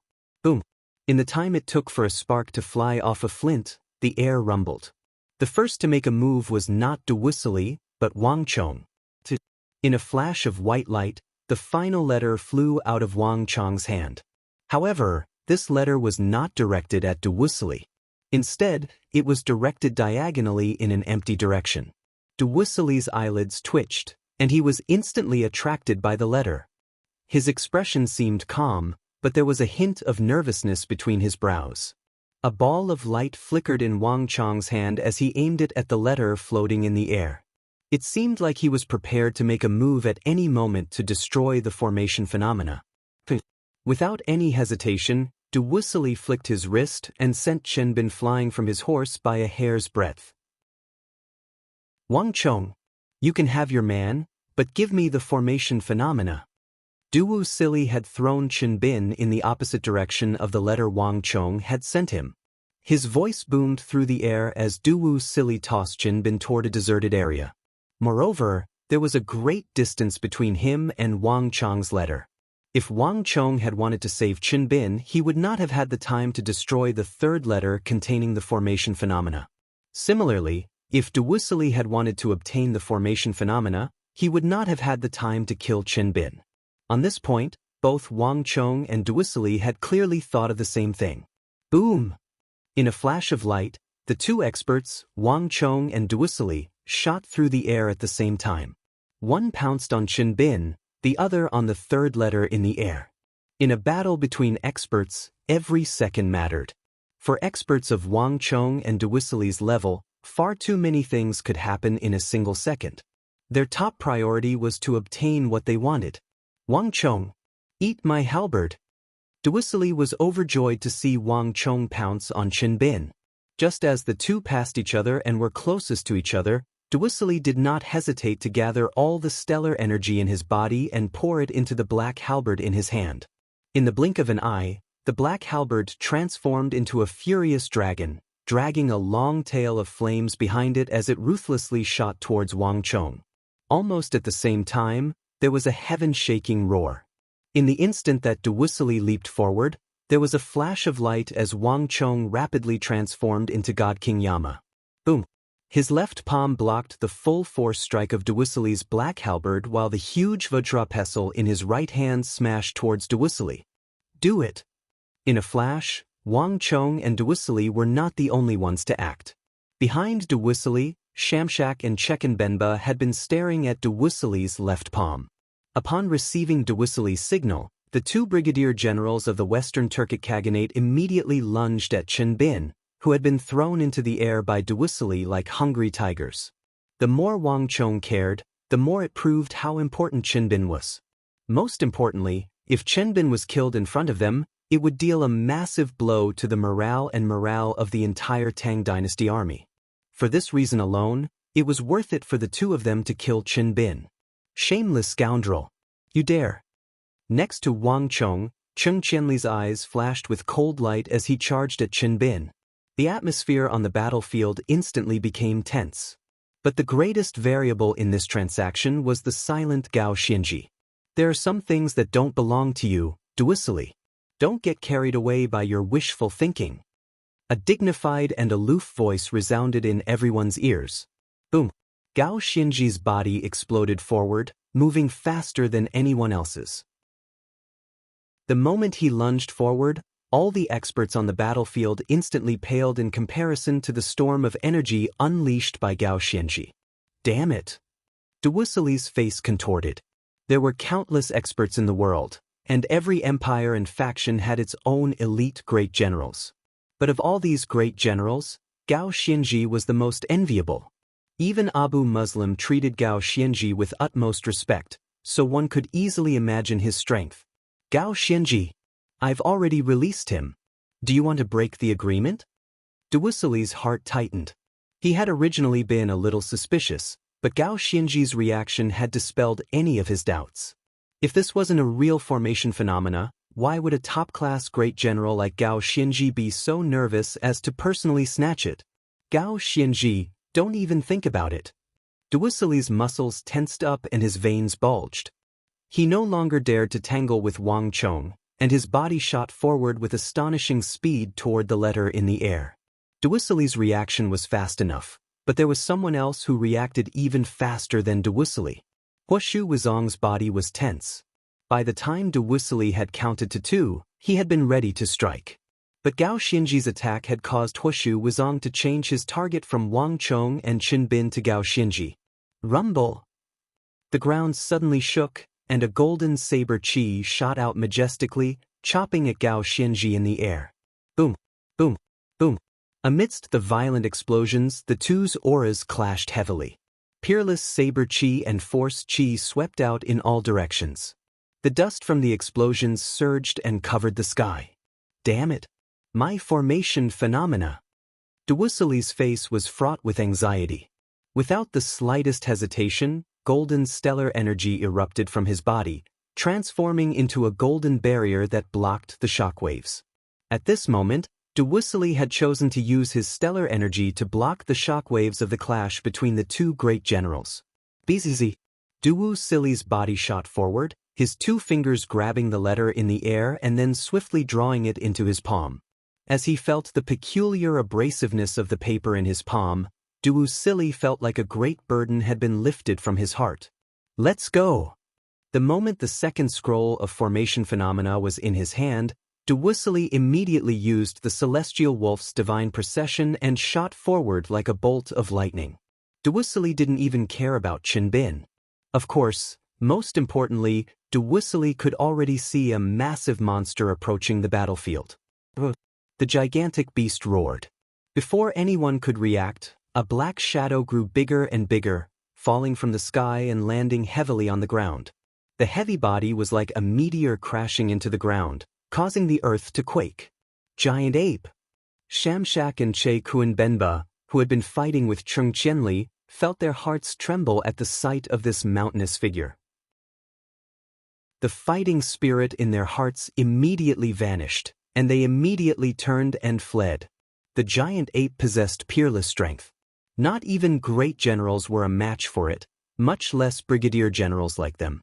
Want to run? Aren't you going to leave anything behind? Wang Chong inwardly sneered at this sight. Shamshak and Che Kunbenba had dared to attack Chen Bin and ruin Wang Chong's chances, so how could they allow the two of them to so easily retreat? Bang! With a thought from Wang Chong, the stellar energy Vajrapestle in his hand shot like a shooting star toward Shamshak's back. Almost at the same time, the air rumbled, and another huge rock tumbled in the air with a sharp whistle, heavily crashing into Che Kunbenba. At this moment, Wang Chong had controlled the giant ape to throw out a massive boulder. Boom! Boom! With miserable screams, Shamask and Che Kunbenba were struck in the back at the same time. Vomiting blood, the two of them fled at top speed. The giant ape roared and leaped into the air in pursuit of the Uzun army and the Western Turks. This time, the giant ape was no longer barehanded. A massive metal cudgel more than 10 meters long had appeared in its hand. The cudgel stirred the air around it, stirring up an astonishing aura. Go, go, go! Let's go! In the distance, the thousands of Mutri Great Cavalry and Celestial Wolf Cavalry had long ago been on guard against the giant ape. Throughout the entire transaction, although the giant ape had always been at the back and was a distance away, there was nothing more eye-catching than it. To these elite cavalry, the greatest threat was not Wang Chong or Gao Xianji, but this giant ape. Chapter 10:18. Boom! There was an earth-shattering crash as a giant metal cudgel slammed into the cavalry at the very back. Aya! A series of miserable screams rang out as several dozen Mutri Great Cavalry and Celestial Wolf Cavalry were unable to dodge in time and were struck by the giant cudgels hurled by the giant ape. The immense force of the cudgels instantly killed them on the spot. Now that the deal was complete and Qin Bin had been tossed over to Li Sai by Cheng Qianli, there was no longer any need for the two sides to continue working together. How could Wang Chong let go of this opportunity? But right now, the one who was most anxious was not Wang Chong, but Gao Xianji. Duisili, where do you think you're going? Leave behind the formation phenomena. Gao Xianji's speed was as fast as lightning, enough to strike fear into the hearts of any expert. The air rumbled as Gao Xianji left a long trail of white qi in his wake as he chased after Duisili at an unbelievable speed. Boom! The air split apart like a wave as a vast stream of sword qi, more than 10 zhang long, slashed at Duisili in the air. Gao Xianji seemed to have decided that Duisili was the one who would chase him relentlessly. Meanwhile, a sharp aura had already locked onto Duisili, as if he would not rest until he took back the formation phenomena. Bastard! Duisili was both shocked and enraged. In the past, he really would not have been afraid of fighting with Gao Xianji, but now, a single blow from the two of them would be enough to pulverize the letter in his hand. In a battle between experts, every second mattered. Under these circumstances, Duisili did not even have the time to open the letter and memorize it. Duisili also believed that Gao Xianji would never give him this chance. Huishu Wuzong, help me block Gao Xianji. After this is done, I will share the formation phenomena with you. Duisili suddenly shouted as he tightly gripped the letter in his hand. Duisili was still skeptical about the formation phenomena in the second half of the scroll, but now he was 80% convinced. If it wasn't true, Gao Xianji wouldn't have chased after him so relentlessly and acted as if he wanted to fight him to the death. This brat is really gullible. He doesn't even understand the principle that all is fair in war. The Central Plainsmen sure are honest. Duisili thought mockingly in his heart. He was now certain that Wang Chong had most likely not discussed the deal with Gao Xianji and had forcibly made the decision. If that wasn't the case, he would never have had the opportunity to take advantage of it. On the other side, Huishu Wuzong had already fled a distance away. When he heard Duisili's words, his eyes flashed, and he immediately changed his mind. Just as everyone was retreating into the distance, Huishu Wuzong bent his body and abruptly charged toward Gao Xianji. Boom! The golden Vairocana Buddha suddenly appeared in the void, and then a huge saber qi that could split mountains and split seas slashed toward Gao Xianji. Boom! The shocking saber qi and sword qi collided, and the peerless sword qi swept out in all directions, stirring up the air and soil within a radius of 150 feet, triggering a series of explosions. However, this simple collision immediately won Duwusilly an important opportunity to catch his breath. Nay could only hear the warhorse neighing as Duwusilly suddenly accelerated, leaving a series of afterimages in the void, and quickly disappeared into the distance. On the other side, the enraged Gao Xianji was invincible, and even Huoshu Wuzong could not stop him. Swish!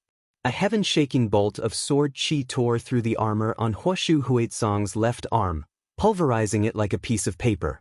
Even the arm beneath the armor had been cut open, blood spurting out. However, Huoshu Wuzong only frowned, and there was no change in his expression, as if the arm that Gao Xianji had stabbed was someone else's arm. Go! After blocking Gao Xianji with his saber, Huoshu Wuzong immediately shot into the distance without hesitation. Although Huoshu Wuzong was not as strong as Gao Xianji, if he focused on escaping, not even Gao Xianji would be able to stop him. Lord Protector General, there's no need to worry about them. Come if. As the ashen-faced Gao Xianji was continuing his pursuit, a voice came from behind him. Wang Chong had come up from behind and called out to stop him. Daluan Ruozhen had already left, and with him present in this transaction, Gao Xianji wouldn't be able to gain much of an advantage if he continued to pursue. Being able to kill a few Mutri Great Cavalry and Celestial Wolf Cavalry was already quite good. What a pity! I was just a little bit away from catching up. Gao Xianji spitefully said as he looked into the distance. Wang Chong was going to save them, and he was going to destroy the formation phenomena. The reason Gao Xianji hadn't stopped this transaction was because he had made up his mind to destroy the letter with the formation phenomena written on it the moment the transaction was completed. This way, he would be able to help Wang Chong save Chen Bin and also stop Duwusilly's scheme. Alas, a single Huoshu Wuzong had ruined everything. Lord Protector General, there's no need to worry. Let them go. To Gao Xianji's surprise, Wang Chong faintly smiled as he looked in the direction Duwusilly's forces had gone. Gao Xianji's heart trembled at Wang Chong's words, and he immediately turned his head. The smile on Wang Chong's lips caused Gao Xianji's mind to jolt. Countless thoughts flitted through his mind, and he seemed to understand something. Lord Protector General, the transaction is complete. Let's go back and talk. As if already guessing at what Gao Xianji would ask, Wang Chong smiled and spoke first. Gao Xianji nodded, gathered his army, and together with the giant ape, they set off for the distant city of Talas. In the distance, dust churned. Finally free from the pursuit of the Tang dynasty and no longer in sight of the city of Talas, Duwusilly finally breathed a sigh of relief. Great General, congratulations. For a Tang dynasty soldier to be exchanged for a set of formation phenomena, there is no better deal than this. With this set of formation phenomena, the Western Turkic Khaganate has a chance of revitalizing itself, and the Great General will be able to reach an even higher status. Accompanied by the clattering of hooves, a voice suddenly came from behind. Daluan Ruozhen, mounted on a highland steed, was catching up.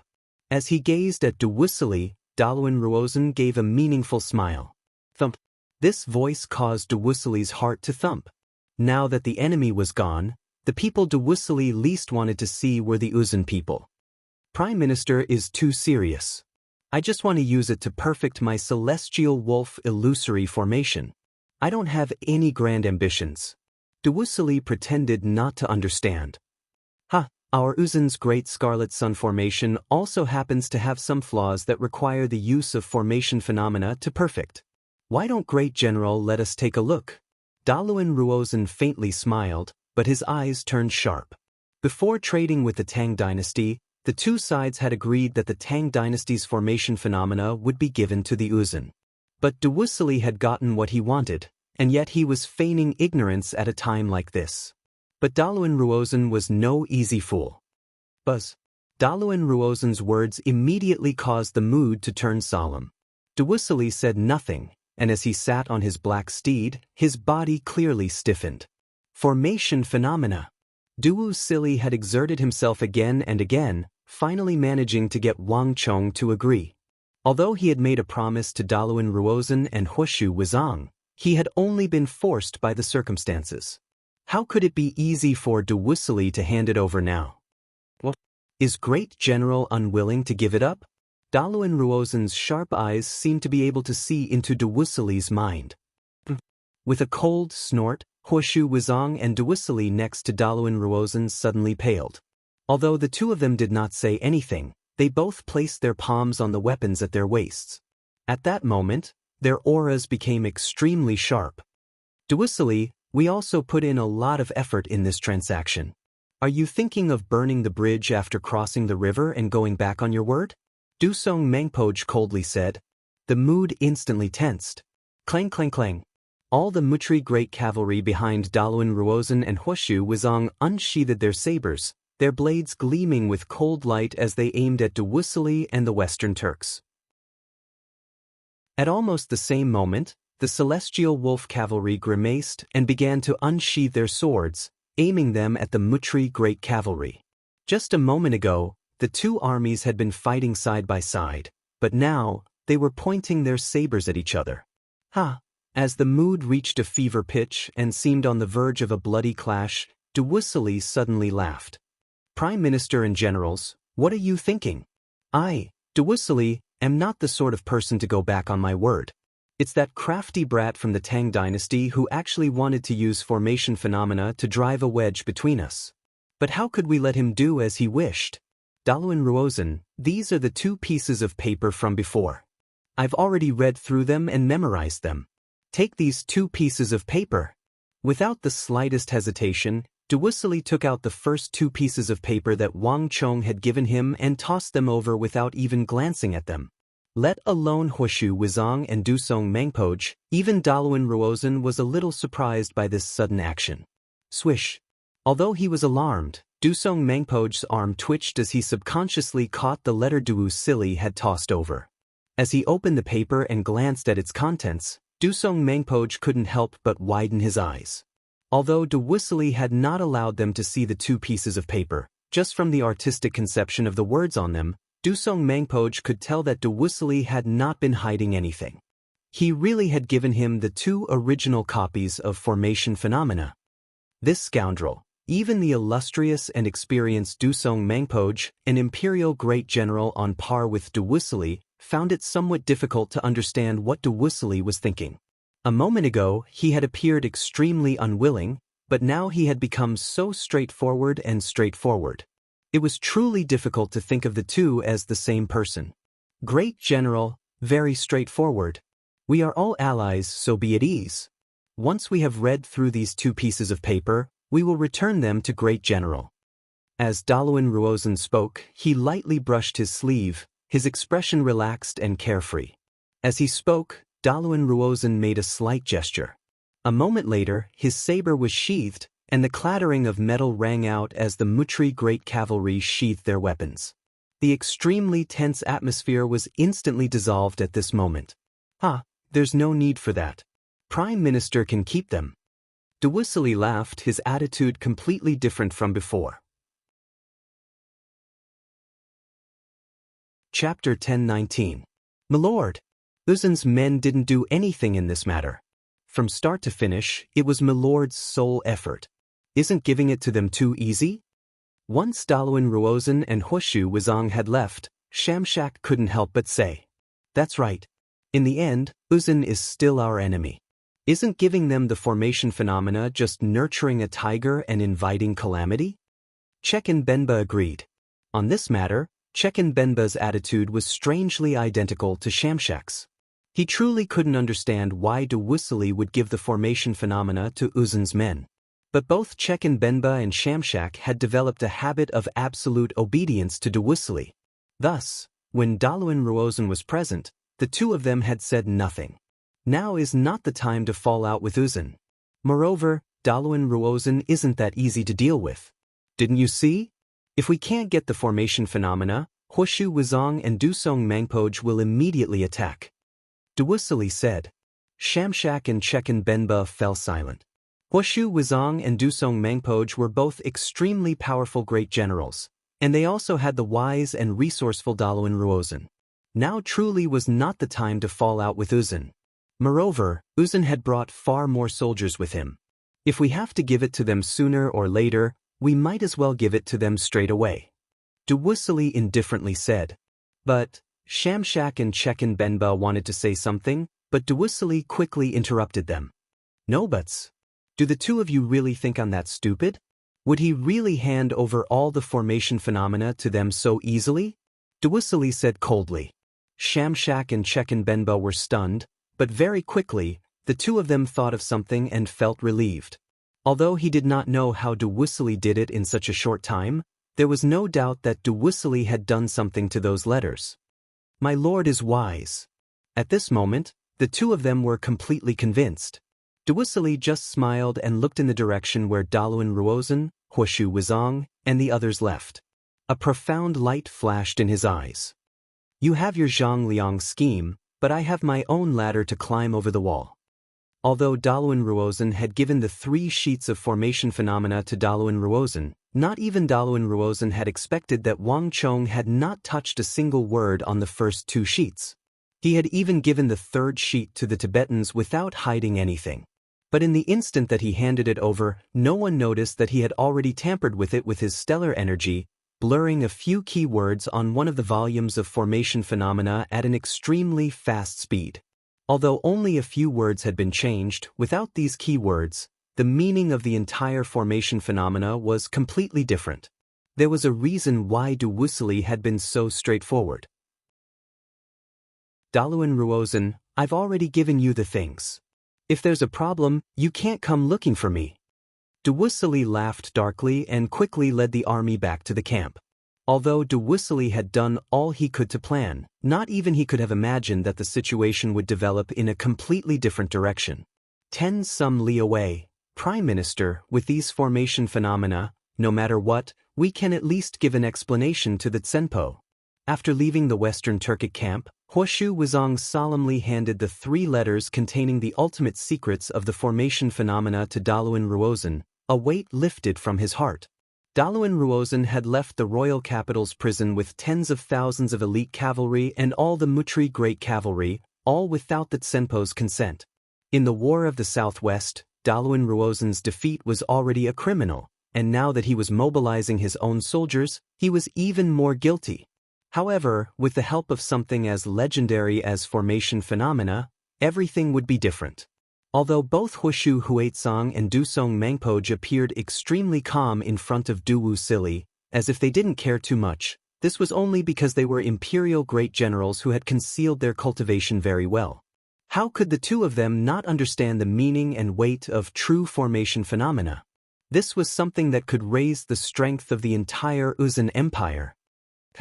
To everyone's surprise, Daluan Ruozen, who had just a moment ago appeared to be very concerned about formation phenomena to Duwusili, didn't even look at the 2 volumes of formation phenomena before tossing them to his aide. It was like he was throwing away 2 pieces of insignificant paper. Don't get too optimistic. Huoshu, Dusong, the contents of these 2 volumes aren't as important as you imagine them to be. Daluan Ruozen had a relaxed expression, but his first words left the 2 great generals of the Uzun Empire dumbstruck. Both of them were dumbfounded. Prime Minister, are you saying that the formation phenomena that Wang Chong gave us is fake? Huoshu Wizong asked in shock.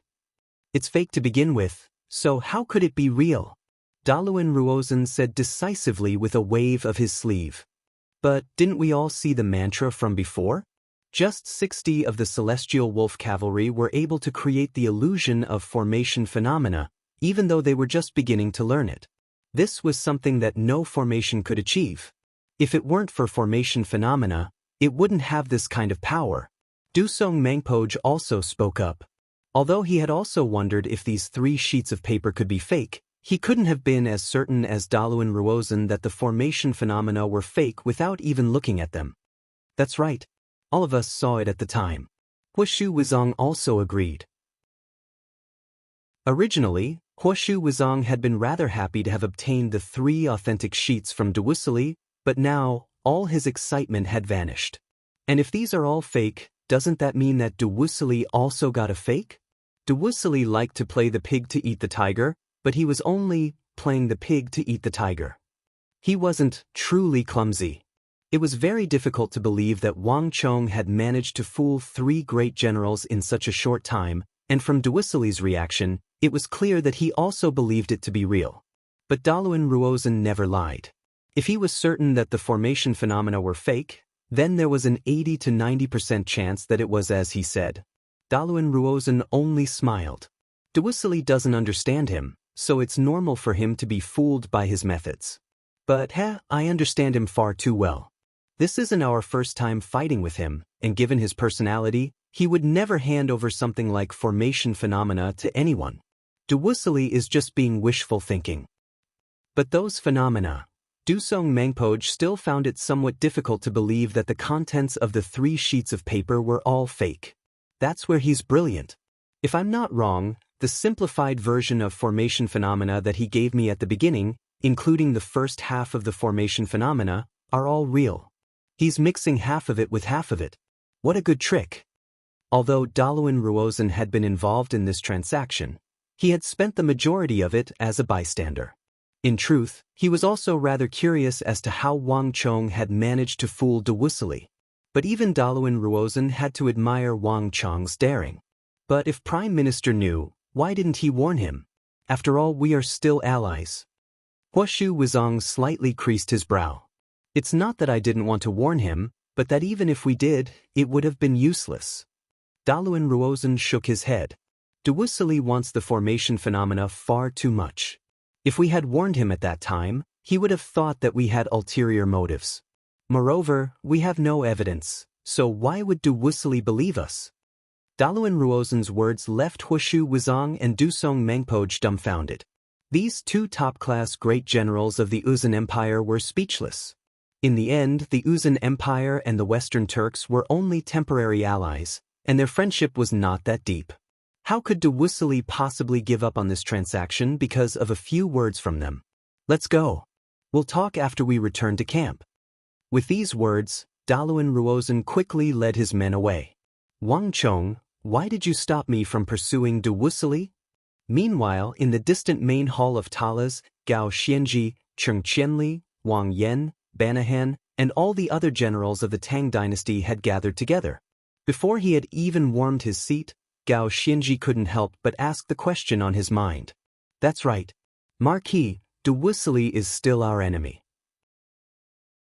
If he obtains the formation phenomena, he'll be even more difficult to deal with in the future. Shi Yuanqing, Banahan, and the other generals echoed his sentiments. No matter how one looked at it, Duisili had obtained a complete victory in this transaction. More importantly, once the formation phenomena got out, it would create even more terrifying opponents. Lord Protector General, be at ease. This matter is far from simple.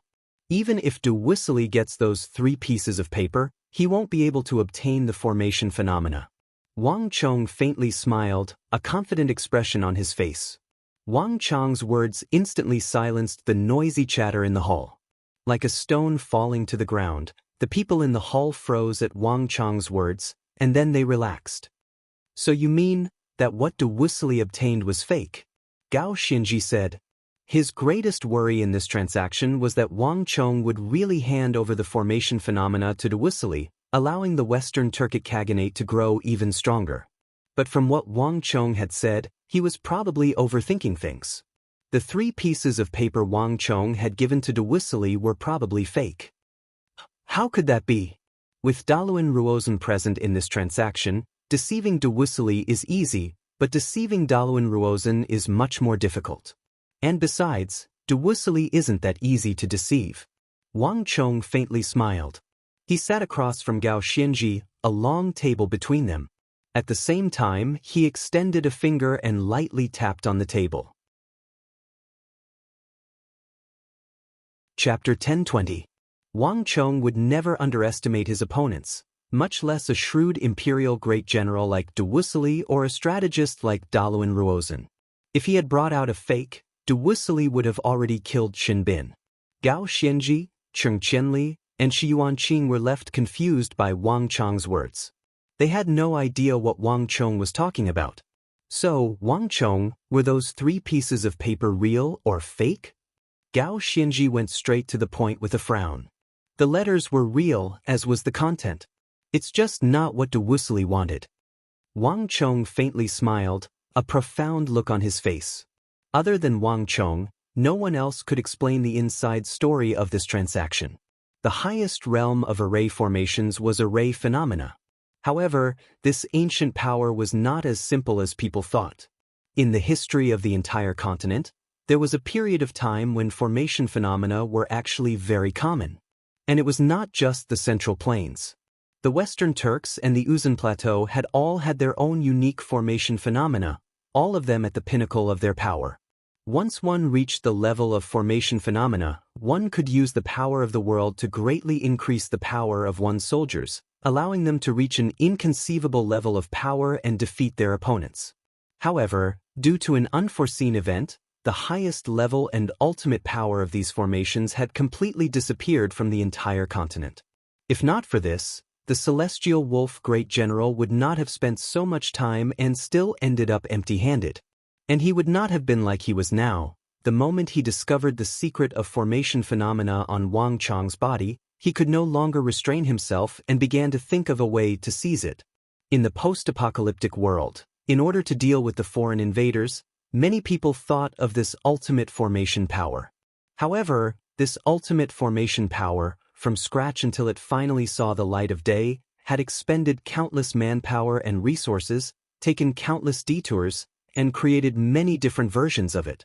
In the end, after gathering the power of the entire world, the best version of the true formation phenomena was finally selected from the countless versions. Don't worry, my lord.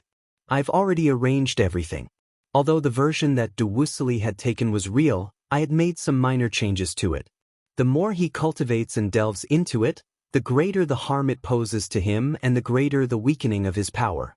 Furthermore, it's not even close to the true realm of formation phenomena. This is also my punishment for using such despicable methods to kidnap Chen Bin. Wang Chong tapped his fingers on the table and said confidently. Wang Chong didn't explain much. Wang Chong, I believe you. Gao Xianji's eyes brightened, and he didn't ask any more questions. No matter what Wang Chong had done or how he had done it, as long as Duwusili couldn't obtain the true formation phenomena, he would be at ease. This was the only thing he was concerned about. Qianli, Yuanqing, fortify the city's defenses to prevent Abu Muslim and Daluan Ruozan from joining forces and making a comeback. In addition, let the soldiers rest. Yes, my lord. The pair respectfully replied. Congratulations to user for achieving preliminary victory in the Battle of Talas. You are rewarded with 8,000 points of destiny energy. As the meeting concluded and the group left, Wang Chong prepared to stand up. Suddenly, a familiar voice rang out in his mind. A golden light poured into his mind, and Wang Chong instantly sensed a subtle transformation in his body. His body seemed to have gotten stronger, his cells more energetic. At the same time, the light in his mind shifted.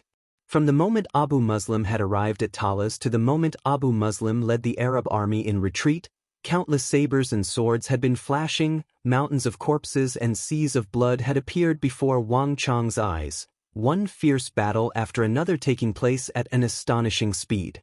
The final scene in Wang Chong's mind was that of an enormous map of the continent slowly turning until it finally stopped at the golden number 8,000.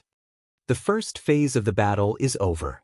The second phase is about to begin. Warning! User has an extremely high chance of defeat. Warning! User's situation will become even more complicated. His true opponents are not limited to the Arabs. If the mission fails, user will be obliterated. User must use every method possible to survive. The reward for the second phase is 20,000 points of destiny energy.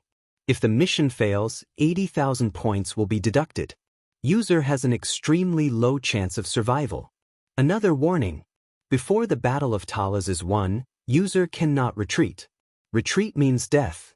One mountain cannot hold two tigers. The two empires must decide the final victor. Almost at the same moment the rewards for the first phase of the mission were issued, a string of information flowed into Wang Chong's mind like a waterfall. Wang Chong's face froze in shock. Chen Bin had already been rescued, but the Stone of Destiny had only announced the victory of the first phase now. This was already rather strange, But what was even stranger was the string of information the Stone of Destiny had suddenly revealed. Has the battle still not been won? Wang Chang's mind was in turmoil. He had already taken control of the behemoths, more than half of the Skyquaking army had been killed, and more than half of the Arabs' elite forces had been killed. Abu Muslim and Ziyad had fled several dozen li, no longer as powerful as before. Wang Chong had originally believed that the battle had ended here, that the siege had been resolved and that it could come to a close. But Wang Chong had never imagined that the Stone of Destiny would reveal that this was only the beginning of the war. It was far from over.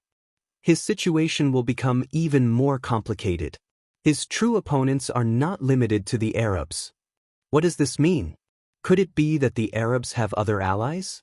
But the strongest power to the west of the Tsong Mountains is the Arabian Empire.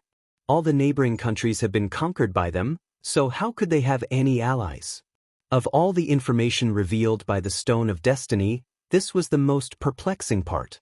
Wang Chong sensed that his involvement in the Battle of Talas had changed yet again, as if there was something important that he did not know. But what was it? As Wang Chong's mind was in turmoil, he quickly left the hall. Putting aside the matter of the Stone of Destiny, when the news of the victory in the Battle of Talas reached the rear, in the city of Suya closest to the Tsong Mountains, wonderful! The Arabs have retreated. The Tang people have defeated the Arabs. I just knew that the Tang dynasty would win, Protector General Gao. Protector General Gao. The originally chaotic Suya city was suddenly filled with jubilation. Countless merchants who heard the news came out to the streets. The bandits, highwaymen, and all sorts of other forces who had been looting and setting fires all over the place retreated one after another. The city slowly regained its order. The Tang dynasty had operated in the western regions for many years and still had some prestige. Now that the Tang dynasty had defeated the combined armies of the Arabs, the Western Turks, and the Uzan, it meant that the western regions would soon return to the rule of the Tang dynasty. Using this chance to make an enemy of the Tang dynasty was no longer a wise move. Damn it! The Arabs have hundreds of thousands of soldiers, far more than those bastards from Chishi and the Anshi Protectorate army, but they still lost. What the hell? What a bunch of useless trash. In the northwest corner of Suye, on the road leading out of the city, a one-eyed and bearded who rode a large horse, a strange saber 10 feet long in his hand, a hateful expression on his face. The Tang people had ruled the western regions for many years, and they had finally found a rare opportunity to plunder and plunder. They had never expected that in such a short time, the legendary governor of Iron and Blood of the Arabian Empire would be forced to retreat. Leader, what do we do now? The Arabs gave us money to make trouble in the rear for at least 3 months, and it's not time yet. A thin and quick-witted who bowed and whispered. This time, the Arabs had thrown out large sums of money to bribe the tribes in the rear and have them make trouble in the rear. Where else could they find such a good deal where they could obtain both benefits and money? Thus, the tribes immediately agreed. There's nothing else to be done. Feng Changqing is not an easy fellow to deal with. Celestial Wolf Great General de Wusili sent people to kill him, but he still managed to escape. Moreover, he's gathered a group of people, so we shouldn't continue to be enemies with him. After all, Gao Xianji doesn't eat meat. Retreat. As for the Arabs, they only have themselves to blame. The one-eyed bearded man spitefully said.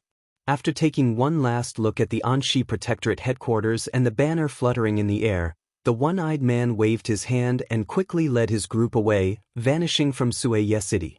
The Tang dynasty still had some power, so no matter how unwilling they were, they could only retreat. Wonderful.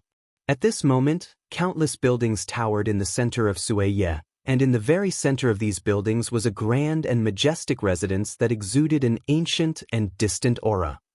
Anshi Protectorate. Several large golden characters had been painted on a black background on the entrance to the residence, signifying the place of supreme authority in the western regions. At this moment, Feng Changqing was seated high above the hall. His fists were tightly clenched, his expression one of excitement.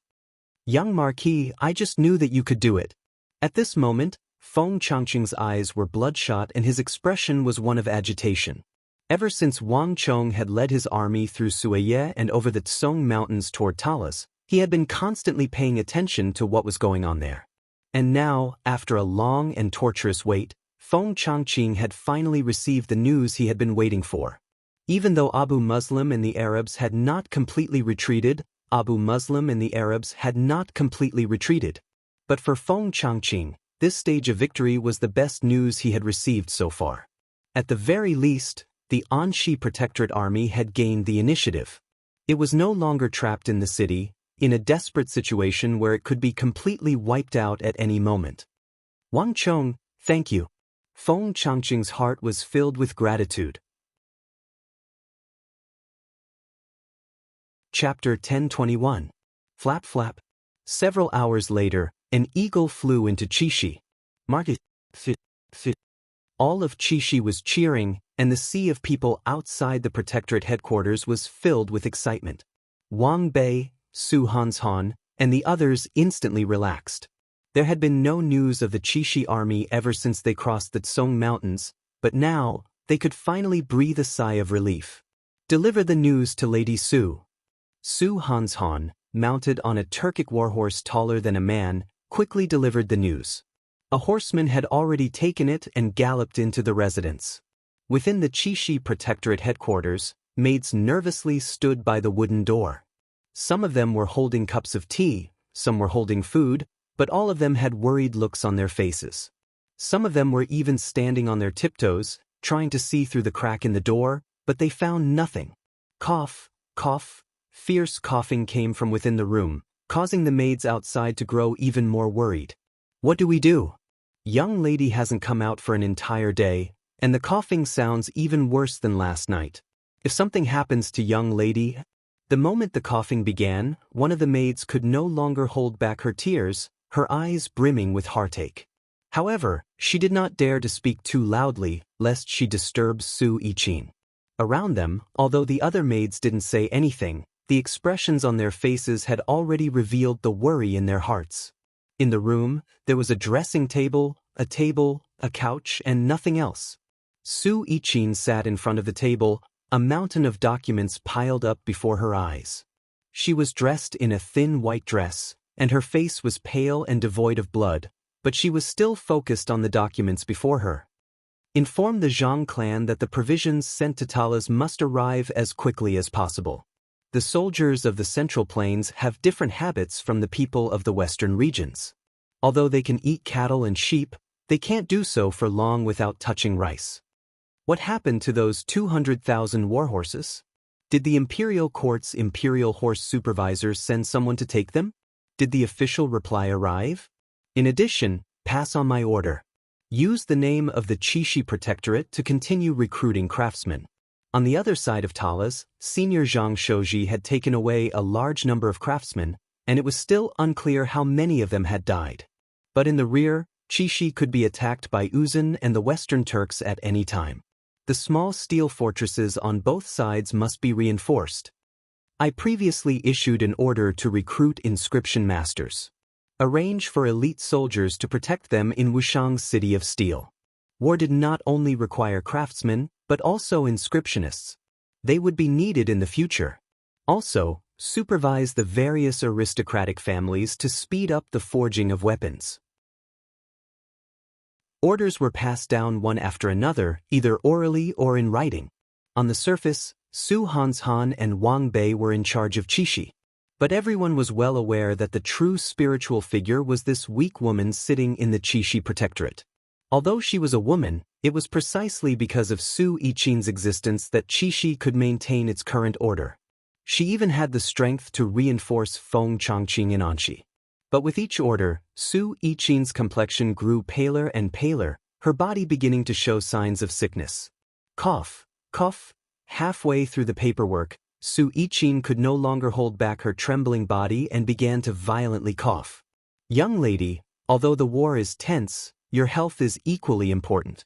If this continues, not only will your body collapse, you won't even be able to attend to the preparations in the rear. Just listen to me. Eat something and rest a little. A voice suddenly rang out. Xiao Zhu was standing behind Su Yiqin, massaging her back. She was so anxious that tears were streaming down her face. Little Zhu, I don't have time to rest. There are still 100,000 Tang Dynasty soldiers at Talas, and they are tied to the safety of all of Qixi and Longxi. I have to take care of everything and arrange for supplies and reinforcements. There's no need to worry. I know my own body. I can still hold on. Cough, cough, cough. As Su Qiqin spoke, she unconsciously coughed again. This time, it was more serious than before. Reporting. At this moment, a messenger suddenly pushed open the door and rushed in. The moment he entered, he immediately kneeled on the ground. A letter from Talas. Marquis defeated Abu Muslim and the Arab army at Talas. What? Hearing this, the master and servant in the room trembled, their eyes bursting with joy. Hurry and let me see it. Su Yiqin's steps were unsteady as she hurriedly stood up from the table and walked over to the messenger. Taking the letter from the messenger, Su Yiqin read it over several times before finally confirming one thing. Talas won, they really won. Su Yiqin's face was flushed with excitement, her face flushed with blood, and her entire body seemed to recover. Her gaze left Qixi, crossed Longxi, and finally reached the most prosperous capital of the empire. Boom! The news of Talas's victory was like a boulder that sent ripples through the capital, stirring up waves in both the court and the public. Ha! Victory! Victory! The Tang dynasty has won. The Tang dynasty has won. The youngest son of the Wang clan has really led the Tang dynasty's army and defeated the armies of the Arabs, the Western Turks, and the Uzan. I wasn't mistaken. The youngest son of the Wang clan is truly a pillar of the empire. The Tang dynasty is mighty. His divine majesty is mighty. Haha. The entire empire was in jubilation. When the news that the Uzan and the Western Turks had mobilized their army reached the imperial court, the entire imperial court was in a tizzy. Countless gazes were focused on that strategic fortress on the Silk Road to the west of the Tsong Mountains.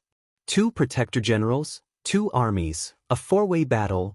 This battle had shaken the hearts of countless people. From Qixi to Anxi to the Tsong Mountains, the Tang dynasty had deployed all its soldiers to the northwest, leaving them with no more soldiers to spare. If Talas was lost and Anxi and Qixi could not be held, then all of Longxi would be under the threat of the Arabs. A country below the Tsong Mountains had actually pushed its vanguard so close to Longxi. This was an unprecedented humiliation for the Tang dynasty. But what made the imperial court the most uneasy was the alliance between Arabia, Uzan, and the Western Turkic Khaganate. The strength of this alliance was enough to make anyone restless. But now, the Tang dynasty had won. Although this was only a partial victory, it was enough to raise everyone's spirits. Wonderful! Wang Chong, this king truly did not misjudge you. In the King of Song's residence, after reading the report from Talas, the King of Song put down the letter in his hand, his eyes brimming with unconcealable pride.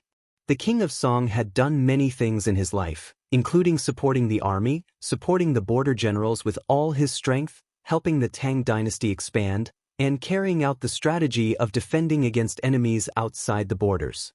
In his life, he had also promoted many people and resolved many dangers in the court. During the campaign against Goguryeo and the Eastern Turkic Khaganate in the northeast, he had actively made preparations and even forgot to eat and sleep. At the crucial moment, he had delivered life-saving provisions, saving the morale of the army and saving the war. But at this moment, the proudest thing that the King of Song had ever done in his life was uncovering Wang Chong and silently supporting him from behind. To live and die for the sake of the country, how can one avoid it because of misfortune or fortune? Wang Chong, you truly are the son of a general. The Tang dynasty is fortunate to have you, the country is fortunate, the people are fortunate. The King of Song looked at the 2 rolled-up couplets next to him, his heart filled with gratitude. To live and die for the sake of the country, how can one avoid it because of misfortune or fortune? This was a couplet that Wang Chong had hung in his study. When Wang Chong was not present, the King of Song had once visited the Wang clan and entered the study. Upon seeing this couplet, he had put it away in his residence as a treasure. Whether it was in the War of the Southwest or the Battle of Talas, Wang Chong had always lived up to his ideals and the words of this couplet. Wang Chong go, spread your wings and soar into the skies for the Tang dynasty. As for your back, only I will support you. No matter how many people try to stop you, I will not let a single person stand in your way.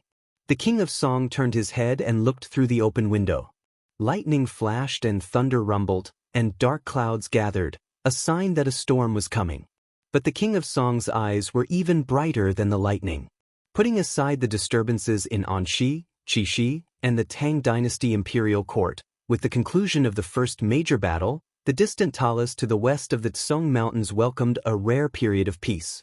Whether it was the Uzan, the Turks, or the Arabs, all of them had retreated several dozen li. Using this rare chance, the Tang dynasty army and the mercenaries of the western regions were mobilized, doing all they could to reinforce the fortifications. The terrain that had been destroyed by the giant beasts was dealt with one by one. The two steel defense lines were quickly repaired and changed according to the terrain. It was no longer a simple straight line. At the same time, Zhang Shouji and the other craftsmen were doing their utmost to upgrade the defenses of the city of Talas. At the same time, they were repairing the Tang dynasty ballistae and other weapons that had been damaged in the war. Everything went according to plan, with progress being made every day. Talas was calm on the surface, but the undercurrents of war were always surging. On the west side of Talas, around 60 to 70 li away, a lush forest stretched across the land. Towering trees soared into the heavens, each one as thick as two men hugging their arms around it. To the west of the Tsong Mountains, where the land was increasingly barren and the precipitation was decreasing, was this place the only place with so many ancient trees. The Black Forest. Chapter 1022. How is it? Is there any news from the Empire? A voice came out of the Black Forest. Abu Muslim was seated on the remains of an unknown statue on the official road that traversed through the Black Forest. The Silk Road was a road for merchants, and the Black Forest was a place where merchants often rested. Thus, many merchants had erected statues of various gods here to protect them. The vast majority of these statues were gods of wealth related to gold and silver. Every merchant would erect one here, and over time, it had become a part of the Black Forest scenery. There were even quite a few people who came here to admire these statues. But neither Abu Muslim nor Ziyad was in the mood to admire them. In the Battle of Talas, 100,000 Arab elites had died, the behemoth army had been completely wiped out, and the skyquaking army that the empire had expended enormous resources to build had been dealt a heavy blow. Most importantly, even the empire's favored subject, Mazel, had died there. The two of them felt their hearts sink. From Khorasan all the way to Samarkand, the Arab cavalry they had led had been unstoppable, destroying countless factions. But at Talas, the two of them had suffered an unprecedented defeat. I've already gotten in touch. Governor Qutayba of Tarsus and Governor Osman of Cairo have already responded. When they heard about what happened at Talas, they've already led their most elite forces over as quickly as possible. At most, they'll arrive in a month. They are extremely interested in the Tang dynasty faction that they have never interacted with in the east. Ziyad said. Governor Qutayba of Tarsus and Governor Osman of Cairo were two unfamiliar names to the kingdoms east of the Tsong Mountains. Few people knew of them, but in the Arabian Empire and the regions under their jurisdiction, their names were like a thunderclap that could stop a child from crying. In terms of status, the two of them were almost on the same level as the governor of Iron and Blood.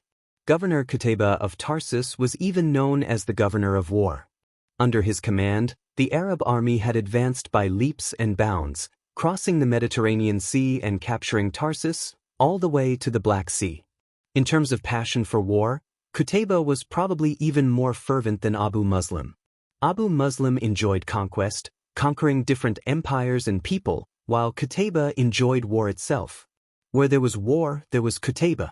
Thus, even though he didn't have much interaction with Abu Muslim, when this dreadful governor of war heard of what had happened at Talas, he immediately responded to Abu Muslim's request for reinforcements and led his army over.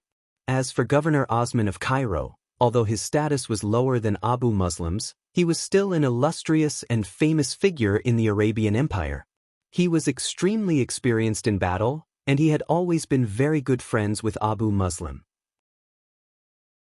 In the conquest of the ancient Khorasan dynasty, the two of them had fought side by side, leading an army to destroy this ancient and powerful foe. The two of them had an extremely deep friendship. In Abu Muslim's plan, Osman had always been one of his reinforcements. Once he conquered Talas and advanced into the western regions, Osman would come from the rear and join him in conquering the east. But now, after the disastrous defeat at Talas, Abu Muslim had been forced to change his plans and summon Osman ahead of time. Abu Muslim was clearly much more energized by Ziyad's words. Whether it was Qutayba or Osman, both of them had many elite soldiers under their command. With their reinforcements, Abu Muslim would be able to quickly make up for the losses he had suffered in battle. More importantly, both Qutayba and Osman were extremely powerful fighters. If the three governors worked together, they could completely destroy Talas and even complete the conquest of the east. Even so, Abu Muslim's thick brow was still slightly creased. What did Qutayba say? He's never done anything that doesn't benefit him. If he's willing to help, he must have some sort of request. Abu Muslim said. Ziyad hesitated, but when he saw Abu Muslim's stern gaze, he finally spoke. Qutayba requests that Lord Governor relinquish a portion of the war zone, and if we win the war, he hopes that Lord Governor will relinquish the Caliph's quota of Eastern weapons. In addition, he has the right to choose 10,000 elite soldiers from Lord's army to follow him as his private soldiers. Ziyad said. As he spoke, he had been stealthily observing Abu Muslim's complexion. As expected, Abu Muslim's complexion grew darker and uglier upon hearing Qutayba's request. Ziyad's voice also grew fainter and fainter. The East was an undeveloped war zone, filled with endless treasures and enemies. Ever since the empire had divided up the war zones, Qutayba had begun to covet the East. But the empire's strict hierarchy meant that no one could defy the caliph's orders. Moreover, Abu Muslim had always been domineering, his iron fist no less than Qutayba's, so Qutayba had never been able to interfere. But the crushing defeat at Talas had clearly given Qutayba an opportunity, and he had immediately revealed his claws and fangs. The Black Forest was so quiet that one could hear a pin drop. Ziyad didn't even need to raise his head to know that Abu Muslim's complexion was undoubtedly extremely gloomy. Everyone knew that the East was the exclusive domain of the governor of Iron and Blood Abu Muslim. Anyone who made such a request would be an insult to Abu Muslim, so there was no way he could agree to such a request. But, to Ziyad's surprise, just when he thought that Abu Muslim would refuse, he heard an unexpected answer. "My lord." Ziyad's heart trembled as he jerked his head up in shock. "My lord, you can't agree. If you agree to Qutayba's unreasonable request, my lord will become the laughingstock of the empire. Moreover, it will be extremely detrimental to my lord's prestige in the East." A moment later, Ziyad reacted and tried his best to dissuade him. Every governor of an empire was proud. If Abu Muslim agreed to Qutayba's request, he would forever be suppressed by Qutayba. "Ziyad, you don't understand my meaning. Now is not the time to bicker over personal gains and losses. Both I and Qutayba have underestimated the severity of this eastern campaign. In Talas, we have encountered an enemy like never before. They are far more powerful than any opponent we have faced before. We have relied on the Behemoth army and the Skyquaking army to subdue many powerful foes, including the Khorasan dynasty, but they have all failed this time. From Khorasan to Samarkand, no empire has ever been able to stop us for so long, and no one has ever been able to defeat us, but these Tang people have done it." Abu Muslim sat on the remains of the statue, his expression completely different from before. His eyes were so sharp that they seemed to be able to see through all the secrets and details of this battle. "My lord," Ziyad was struck dumb. He had never seen this side of Abu Muslim before. "Let him come. Tell Qutayba that I will agree to all of his conditions, but there is only one condition. He must bring his best soldiers with him." Before Ziyad could say anything else, Abu Muslim decisively declared, "Your subordinate understands." A complicated look flickered through Ziyad's eyes as he finally nodded. "In addition, how is the recruitment of the militia going?" Abu Muslim asked. In this war with the Tang dynasty, Arabia had suffered grievous losses, and Abu Muslim was currently severely lacking soldiers. He urgently needed to replenish them. Arabia was a country of war, and this warlike attitude had gradually spread to all the nearby conquered territories. Thus, the Arabian Empire had always had the best source of soldiers, and conscripting the militia was one of the most important methods. The Arabs were generally warlike and highly trained.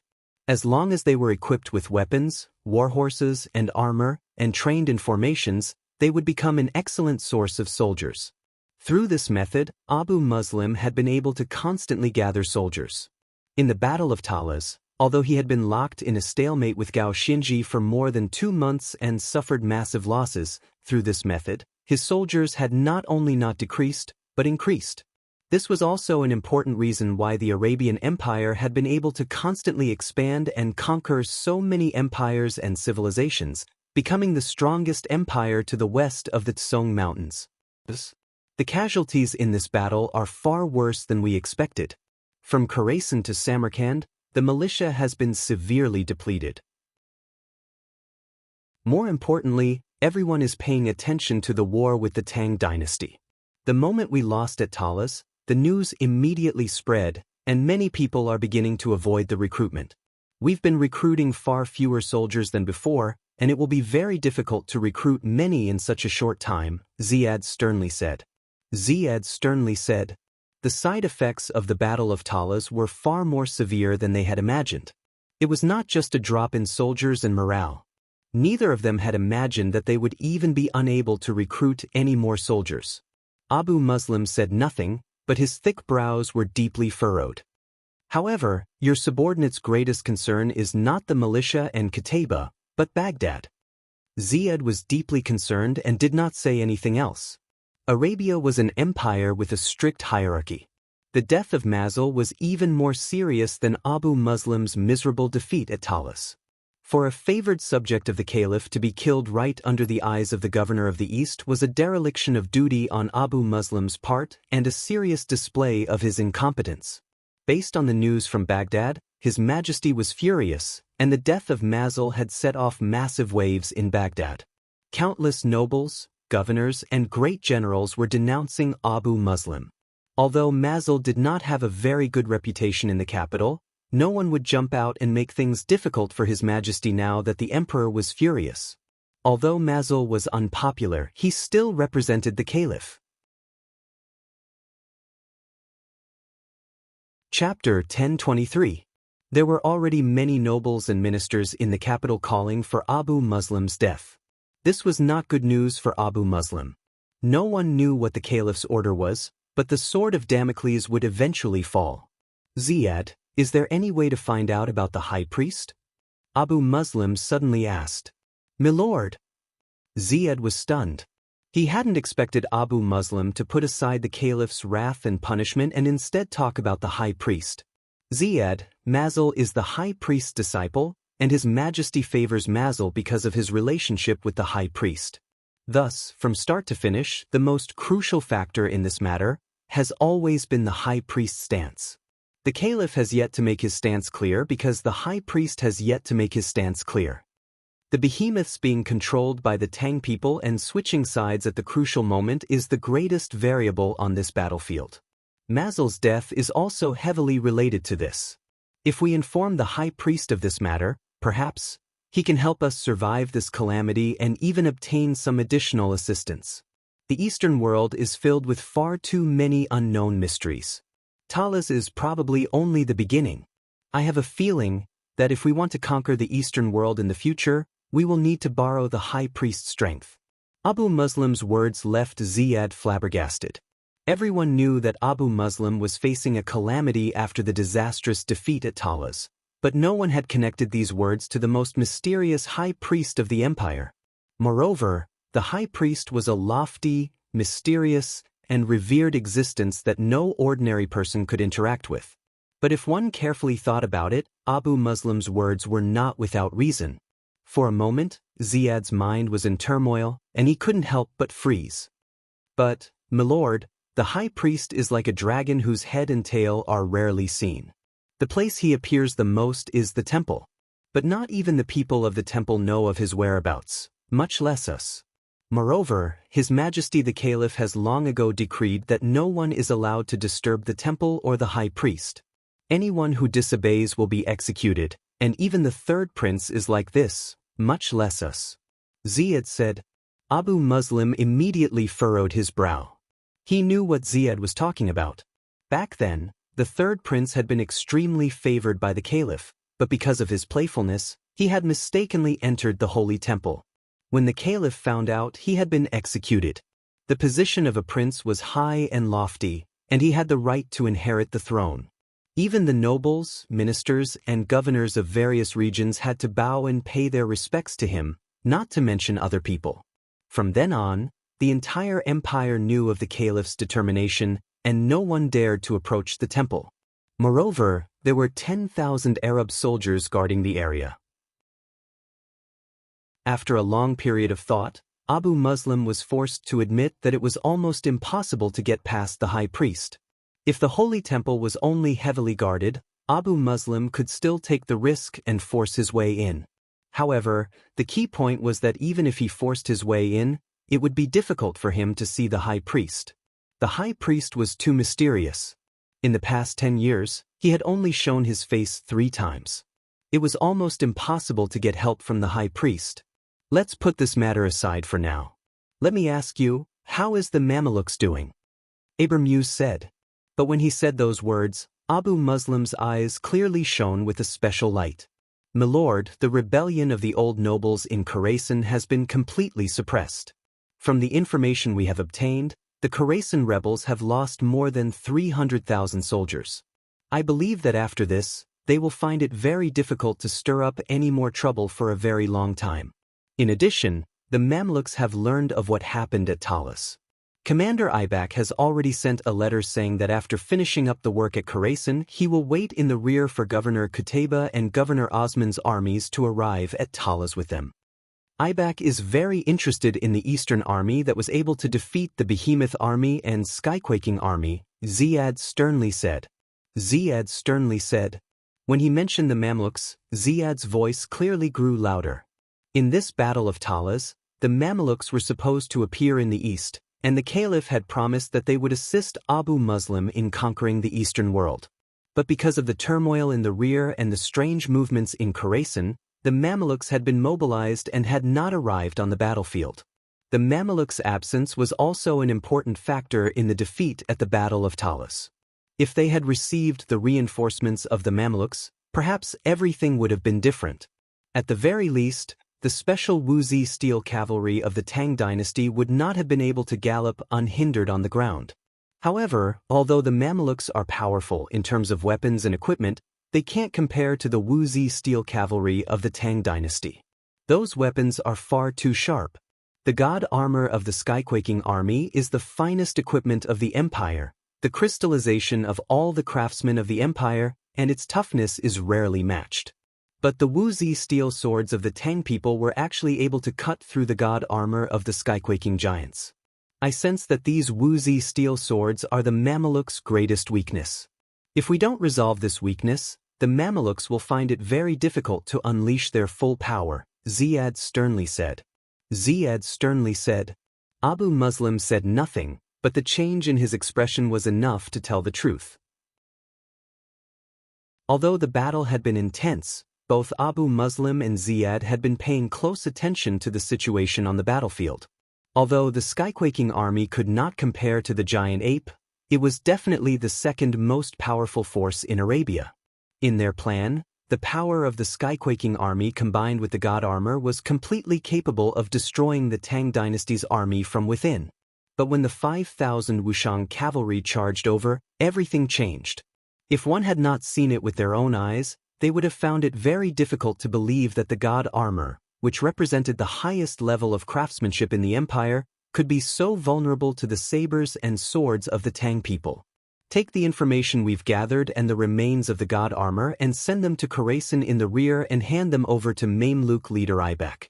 Ibak has more power and resources in the empire than we do, so he can only rely on himself to resolve this problem. I trust that once he sees these things, he will understand. Flap flap. A black hunting falcon flapped its wings with astonishing speed, flying from the distant Samarkand all the way to the strategic fortress of Khorasan. The Arabs' advantage of being closer to Talas was now on full display. Abu Muslim's news had reached Ibak much faster than expected.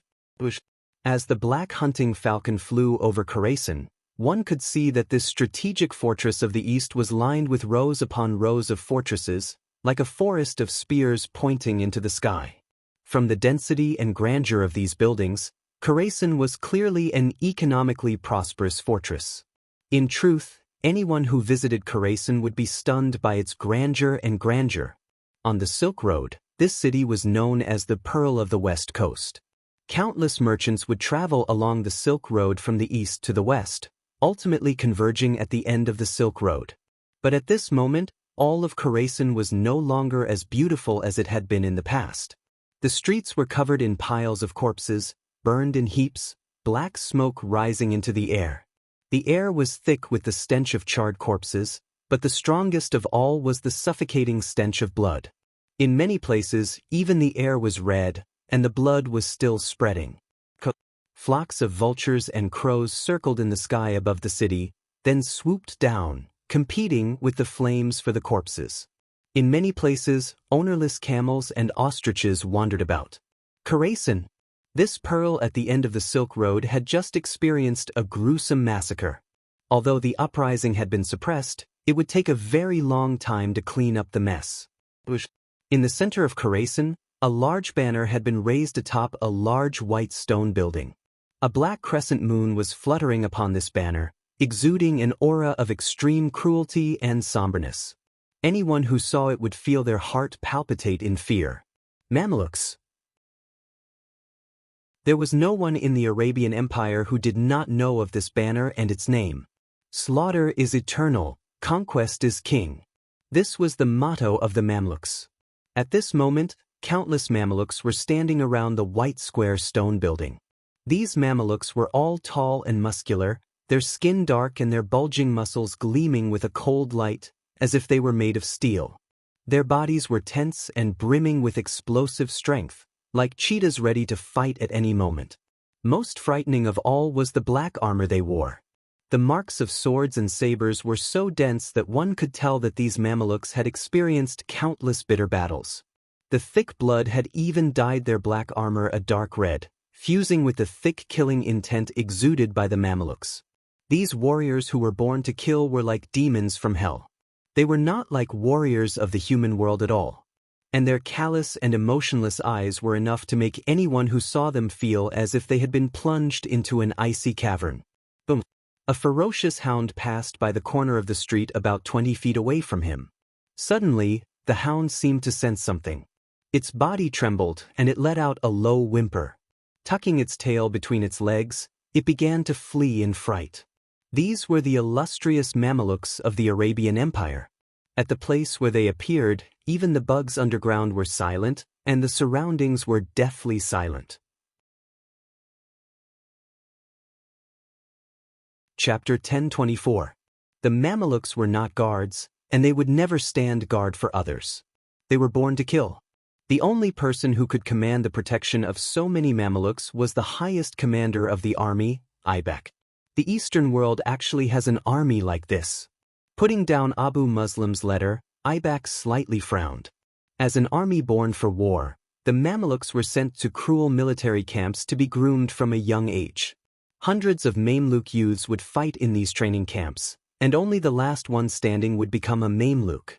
Through this cruel training and selection method, the Mamelukes had forged the reputation of being the strongest force in the Arabian Empire. In this world, there were very few opponents worthy of the Mamelukes fighting. Countless so-called elite and strongest armies had ultimately fallen at the feet of the Mamluks. It was the deaths of countless powerful armies that gave the Mamelukes their invincible reputation. Ibak did not have much understanding of this army of the East known as the Wushang Cavalry, nor had he heard of them before. But Ibak knew of the Skyquaking Army. This was an army of giants that the empire had spent countless resources to nurture through the use of ancient techniques. Even Ibak had to admit that the skyquaking army was extraordinary and could not be compared to ordinary armies.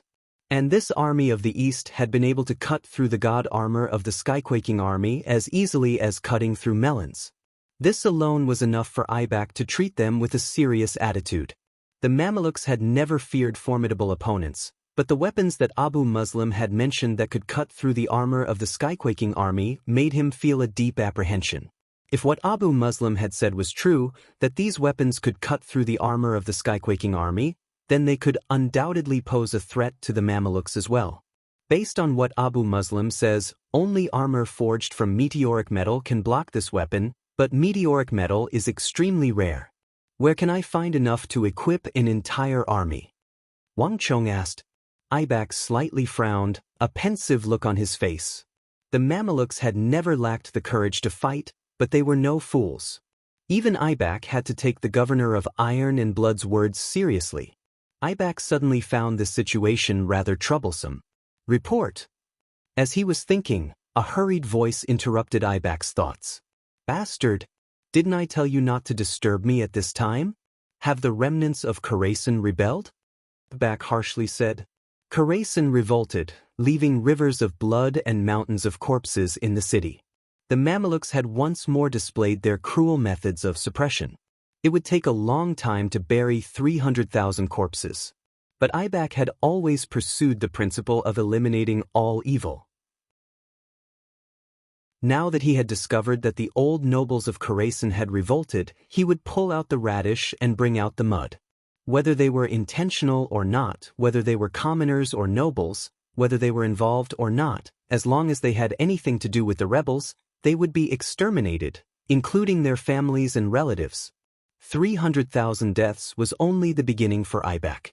Thus, the people of Khorasan were in a state of panic, with people constantly coming to plead for mercy, hoping that the Mamelukes would stop here and not pursue the matter any further. There were even some Arab ministers and nobles among these people who were pleading for mercy. This was also why Ibak had ordered that no one was allowed to enter the city. "Milord, it's not him. That person did not come for the remnants of Khorasan. It is very special. He told me to bring this to Milord. He said that Milord would understand once he saw it." The messenger's expression turned cold under Ibak's murderous gaze, and he did not dare to say anything else as he took out an item from his bosom. Bastard! Ibak was just about to curse when his eyes turned to the item in the messenger's hand. His pupils constricted as if he had been pricked by a needle.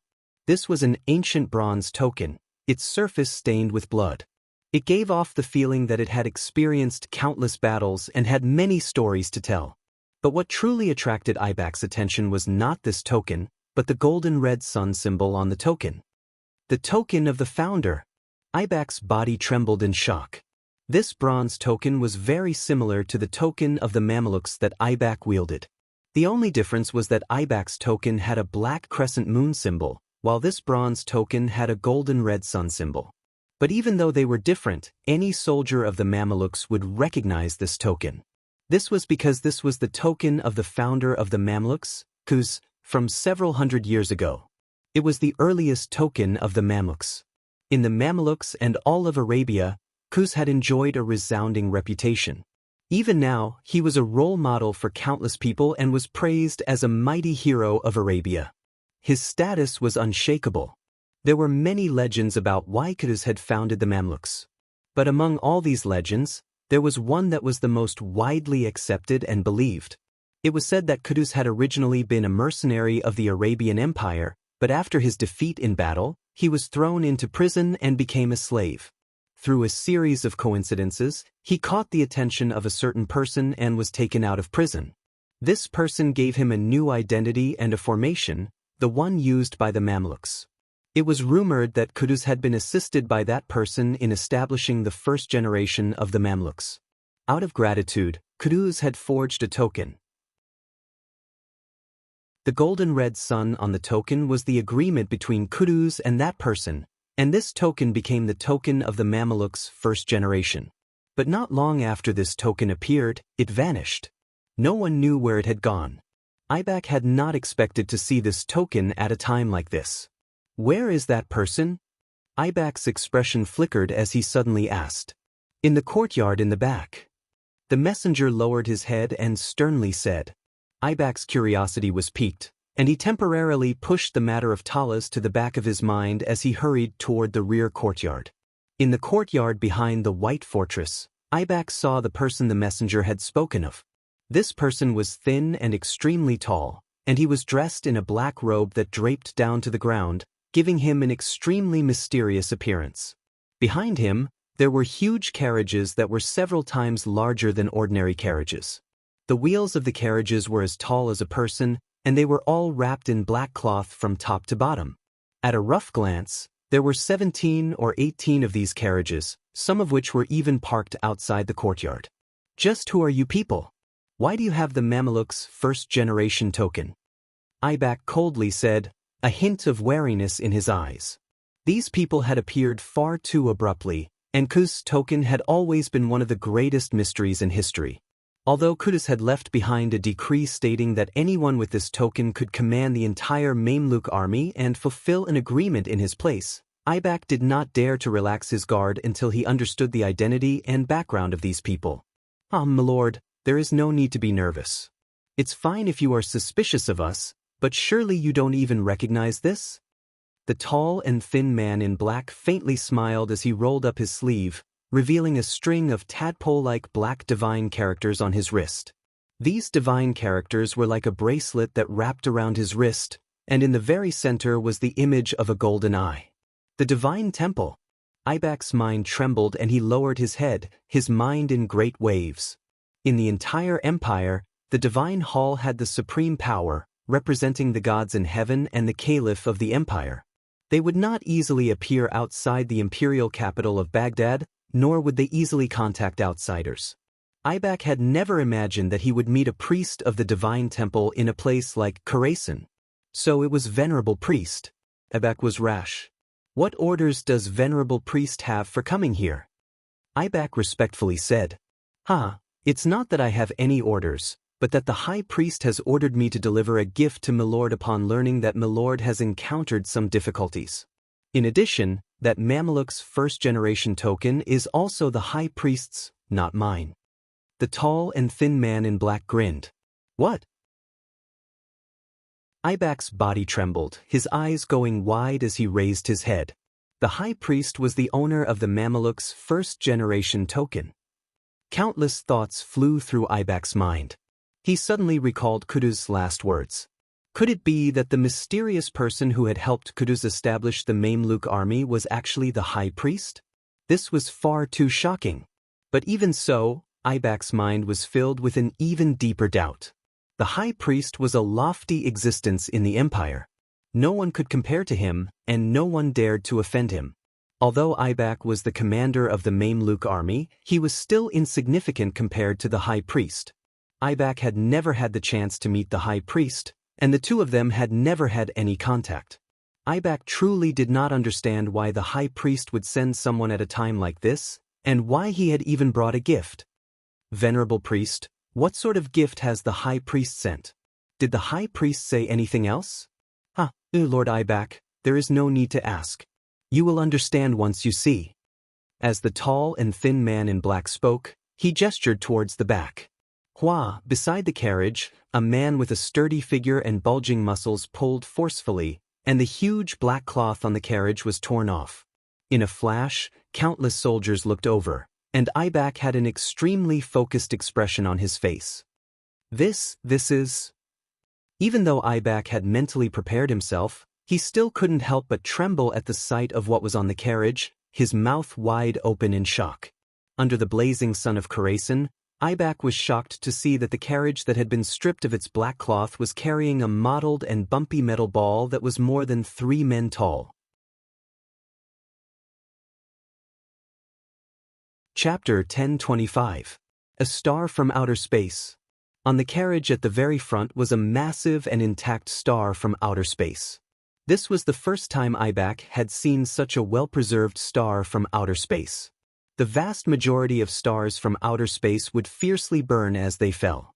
By the time they hit the ground, all that was left of them were irregular pieces of debris, known as meteoric metal. For a star to maintain its original form after falling to the ground was simply a rare sight. Most importantly, any Arab craftsman would understand that a star from outer space in such a perfect state was the best material for forging. Such a piece of armor could definitely be used to forge a large number of meteoric metal armors, and the best kind. There were 17 or 18 carriages here. Could it be, at this moment, even Ibak, famed for his cruel and merciless methods, couldn't help but gulp. This many stars from outer space was an extremely valuable gift to the Mamluks. But how did the high priest know that I needed meteoric metal? A thought flashed through Ibak's mind as he recalled the words of the black-robed priest, and he suddenly felt an intense apprehension and respect. He had just received Abu Muslim's letter in the hall, but the high priest seemed to have foreseen it and had delivered stars from outer space ahead of time. This was an unfathomable and awe-inspiring feat, but Ibak did not think any further. Anyone who recklessly speculated about the high priest's actions would not meet a good end. "Milord, these carriages—" Ibak hurriedly raised his head to change his thoughts. That's right. These 17 carriages are all stars from outer space, and the high priest has also specially gifted them to the Mamluks. This is only the first batch. The second and third batches are already on the way, and it won't be long before they reach Khorasan. With these suits of armor, the Mamelukes will assuredly ascend to the next level and achieve even greater glory. In addition, the high priest has also sent a powerful formation that can assist the Mamelukes on the battlefield. The tall and thin man in black said as he gestured behind him. Very soon, the black cloths on the 17 carriages were all torn off. Sure enough, the black cloths were all covered with spherical, black stars from beyond the heavens. Unbelievable! Although Ibak had already guessed this, the sight of the 17 stars on the 17 carriages still left him stunned. The probability of meteorites falling was extremely low. It was already good enough to find one, let alone 17. Furthermore, out of the 1,000 pieces of wreckage left behind by the fall of 1,000 stars, it would already be quite good if one piece was a complete sphere.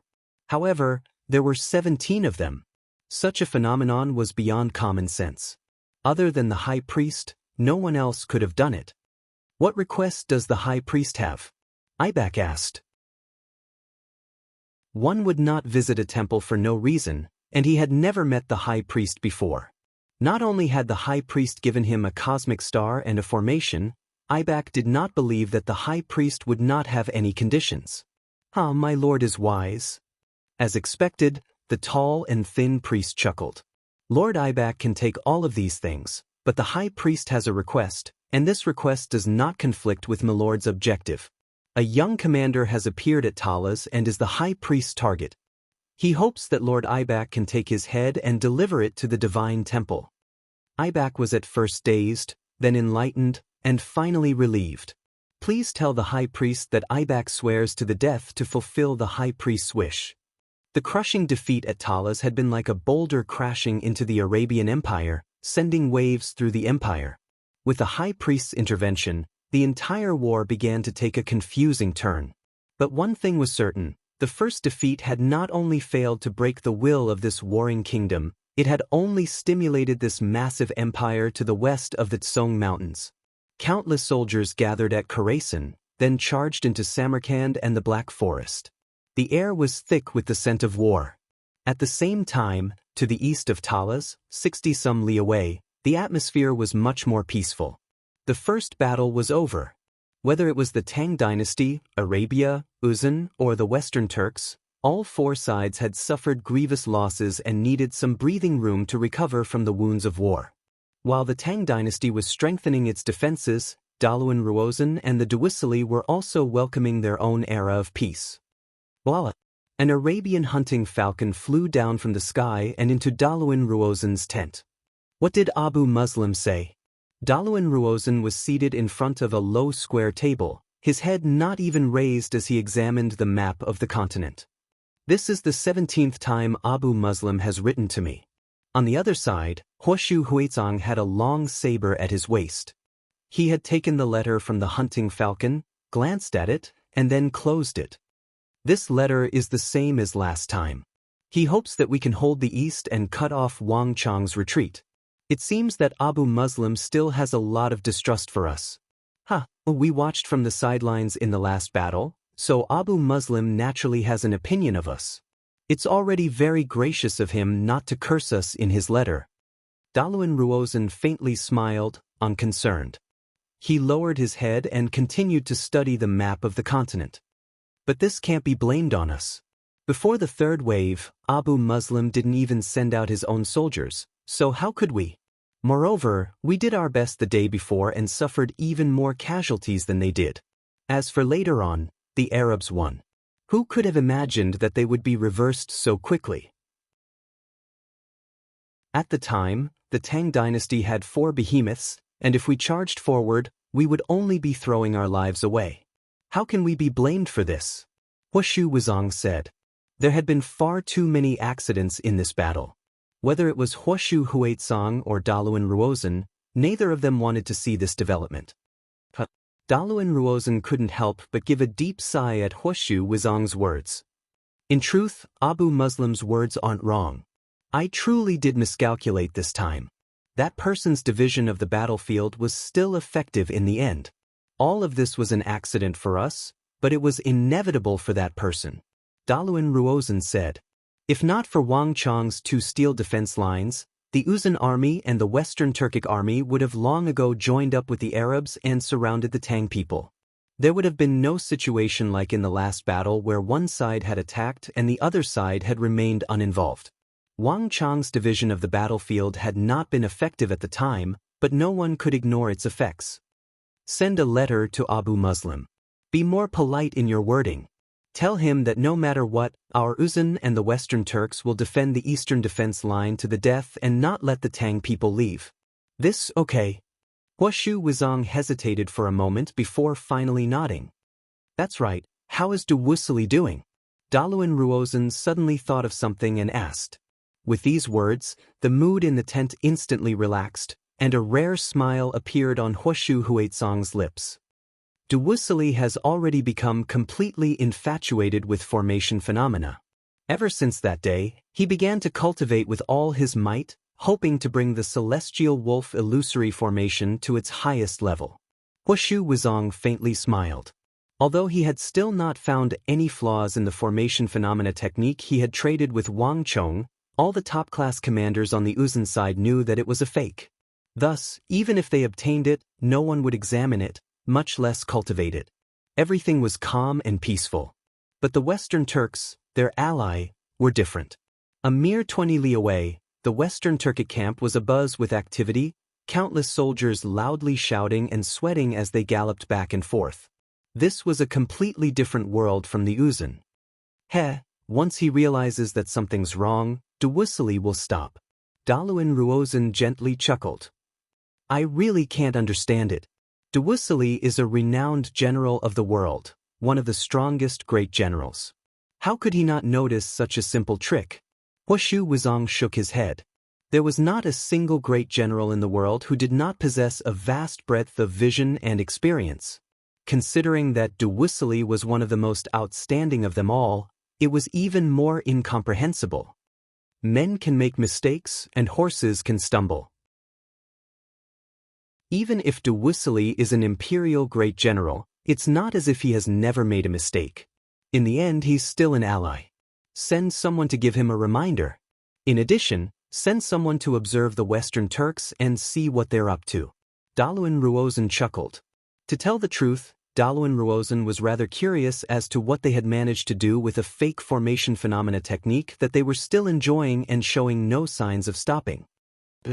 I'll take care of this matter. Huashu Wuzong gave a knowing smile and quickly left the tent. Gallop.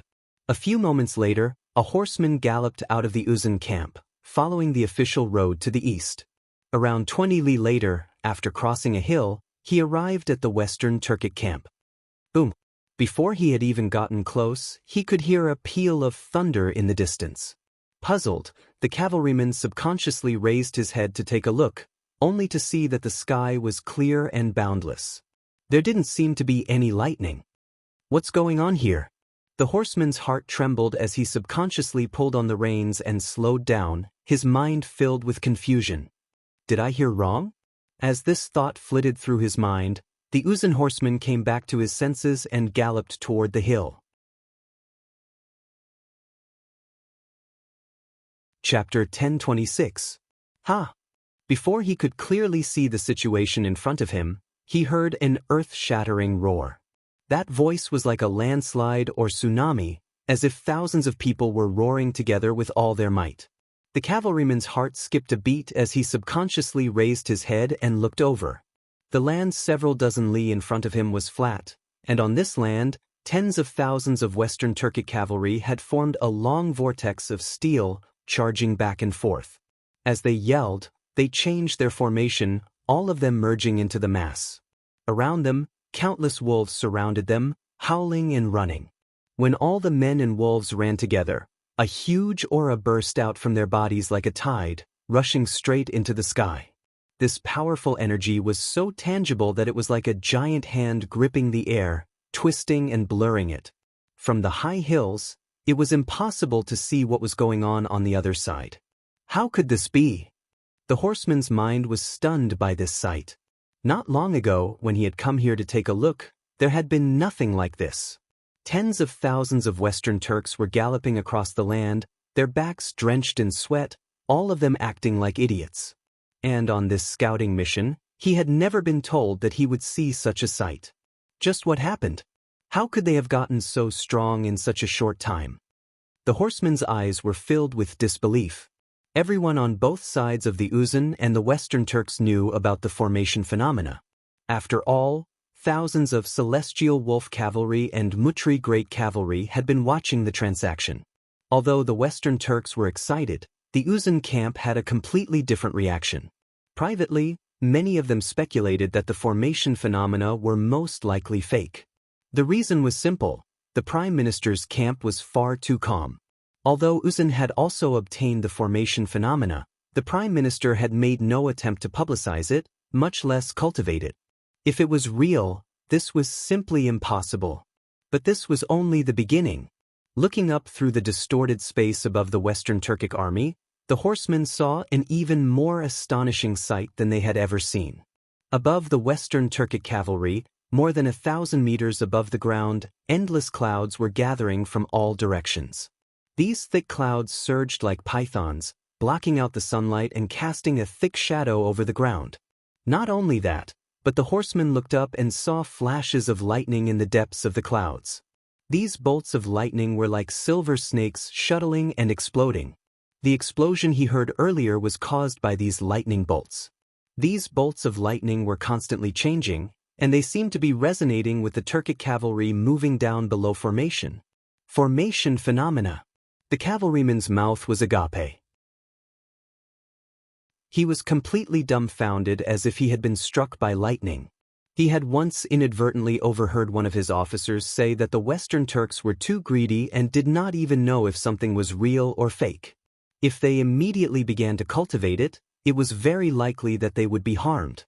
But the aura of the Western Turks had clearly thickened, and there were also the formation phenomena in the sky.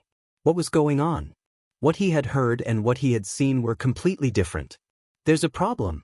Either there was a problem with the great minister's judgment, or the formation phenomena were real. Either way, I have to report this to Prime Minister as quickly as possible.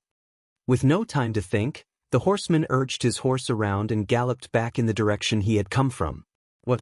The Western Turks are cultivating formation phenomena, and their strength has rapidly increased? They're even stronger than before? In the rear, the top-class great generals of the Uzun, including Daluin Ruozan, were all dumbfounded by the news from their scouts. Report to Prime Minister. This matter is absolutely true. The scout sent to us is one of the most elite scouts in the army. He has participated in hundreds of battles, large and small, including the war between King of Generals Witadra Konglo and the Tang dynasty's Wang Zhongxi. This matter can't be wrong. One of the leaders of the Uzun vanguard solemnly said. He had immediately sensed that there was a problem with the scout's report, and before consulting Daluin Ruozan, he had cautiously dispatched several of his most experienced scouts. but all of them had reported the same thing. Within the tent, Daluan Ruozan, Dusong Mangpoj, and Huoshu Wizong exchanged speechless glances. Prime Minister, that's impossible. Is that brat really that stupid? He actually gave the real thing to Dewusili. Huoshu Wizong said, his brows tightly furrowed. Daluan Ruozan said nothing, a pensive look on his face. In truth, this matter isn't impossible. The people of the Central Plains have always been particular about honesty, and they don't care about the occasion. There are even times when they make grave mistakes because of this inflexibility. That Wang Chong might be an astonishing strategist, but he's still too young. For the sake of his so-called honesty, he might have handed over the real formation phenomena. In addition, didn't Gao Xianji try to destroy it? Perhaps not even they could have imagined that we would be the ones to snatch the formation phenomena. On the side, Dusong Mangpoj thought for a few moments before suggesting another possibility. He had been commanding the army outside and reinforcing the defenses, but when he heard the news, he had rushed over. It was clear that no matter what the truth was, this matter was very different from Daluan Ruozan's initial estimates. Impossible! Daluan Ruozan muttered to himself, his brow creased even deeper than the other two. All of you are underestimating that person too much. Although he's young, younger than all of us, his intelligence, schemes, and craftiness far surpass ours. He shouldn't have made such a low-level mistake. But with the Western Turks, the formation phenomena Dewusili obtained truly did have an effect. Facts can't lie. If it were fake, it would never have had such an effect. Dusong Mangpoj said. Daluan Ruozan instantly fell silent. Other than his defeat to Wang Chong in the War of the Southwest, Daluan Ruozan rarely had any doubts.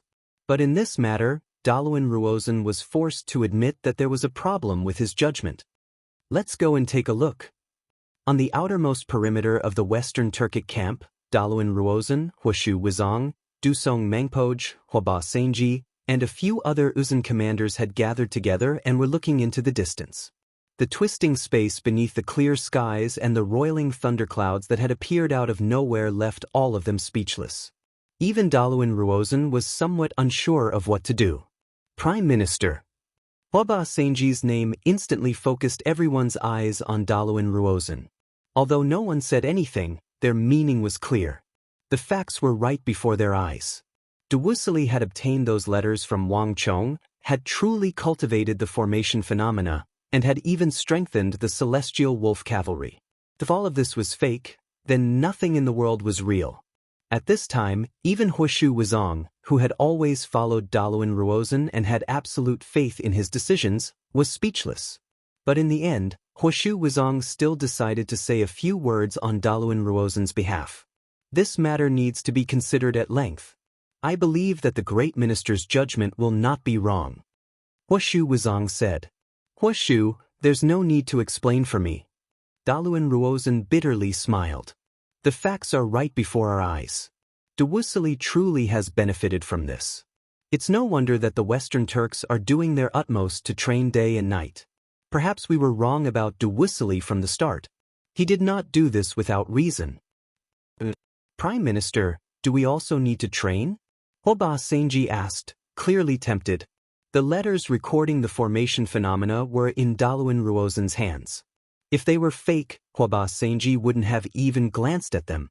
But the Western Turks had the Celestial Wolf Cavalry, and Uzun had the Mutri Great Cavalry. If the Celestial Wolf Cavalry could get much stronger by cultivating the formation phenomena, the Mutri Great Cavalry would definitely be able to do the same. As the highest-ranking commander of the Mutri Great Cavalry, Huaba Senji could not possibly not think about this. Dusong Mangpoj and Huoshu Wizong both frowned, but they said nothing and turned to Daluan Ruozan. Wait a little longer. Let me think about it some more. Daluan Ruozan said. Daluan Ruozan rarely found himself in a difficult situation, but this time, he was forced to admit that he was truly finding it rather difficult to make a decision. While Daluan Ruozan was observing from the distant hills, no one noticed that a Western Turkic scout had turned his gaze away from Daluan Ruozan's group and galloped toward Dewusili's position. Great General, I've discovered Uzun's men in the distance. Should we take action? The The scout respectfully said, one knee on the ground. Haha, Daluin Ruozin? Duwusili faintly smiled and glanced in the direction of the hills, but he quickly looked away and nonchalantly shook his head. Let them be. In any case, they won't be able to see anything. How could Duwusili not know what Daluin Ruozin was thinking? Daluin Ruozin was still thinking too simply. When it came to formation phenomena, Duwusili was actually much more cautious than Daluin Ruozin. All was fair in war. How could he believe 3 sheets of paper that Wang Chong had casually tossed out? How could this be? If Wang Chong had given him the real first half but tampered with the second half, wouldn't Duwusili have fallen for his trick? Given Duwusili's status and reputation as the Celestial Wolf Great General, he would probably become a laughingstock if such a thing were to get out. Thus, the moment he had obtained the formation phenomena, he had selected a portion of his soldiers and had them train according to the contents of the first and second scrolls. If it was fake and had no effect or side effects, Duwusili could just stop. At most, he would lose a few hundred soldiers. But if it was real, everything would be different. No matter what, Duwusili did not believe that something that Anshi war god Gao Xinji had fought so hard for could be as simple as a fake character. Daluin Ruozin, you're still too cautious.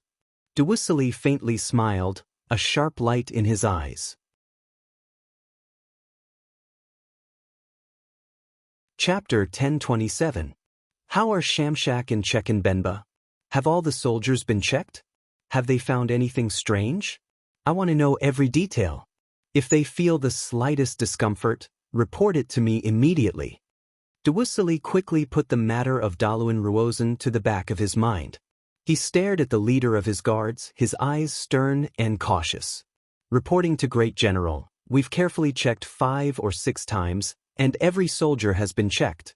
Everyone, including Shamshak and Chechen Benba, has found that everything is normal. The formation phenomena have a strengthening effect on everyone, and everyone's cultivation has become firmer and more solid. Moreover, there have been no side effects. The leader of Duwusili's guards respectfully reported. The Western Turkic camp appeared to be bustling with activity on the surface, but it was actually very careful on the inside. The witch doctors, the elite experts, and even the Celestial Wolf Great General Duwusili were constantly monitoring the state of the army. The slightest disturbance would be immediately reported to Duwusili. But reality showed that they had been too cautious. There had been no problem with the contents of the 3 books on formation phenomena. Very good. Duwusili gave a long sigh of relief, a gratified smile on his lips. All his efforts had finally paid off. The formation phenomena that he had pursued for more than half his life had finally come to fruition. Starting from this moment, the entire Celestial Wolf Cavalry and even the future Western Turkic Khaganate would be completely different. Now, it's finally my turn to cultivate. Faintly smiling, Duwusili quickly turned and returned to his tent. Gallop. As Duwusili was returning to his tent, no one noticed that in another part of the Turkic camp, far away from Daluin Ruozin, a fully armored Tang dynasty horseman riding a Turkic horse gave the distant Western Turkic army a deep glance, then turned around and galloped off into the distance. I have to report this to Marquis as soon as possible. In the blink of an eye, the cavalry disappeared without a trace. The towering walls of Talas had been repaired and reinforced by Zhang Shouji and his 7,000 or 8,000 craftsmen. All traces of battle had been erased. The entire castle merged with the 100,000 Rakshasa earthen stronghold formation underground, becoming more and more majestic, magnificent, and difficult to break through. In this aspect, Huang Badian and the earth element ability users of Wushang village played an important role. The group of people used their powerful earth-type abilities to guide the surrounding energy of the earth into the formation. This allowed the 100,000 Rakshasa earthen stronghold formation to receive a large amount of energy, making it even stronger than before. Outside Talas, after days of constant reinforcement, the 2 steel defense lines had been re-established.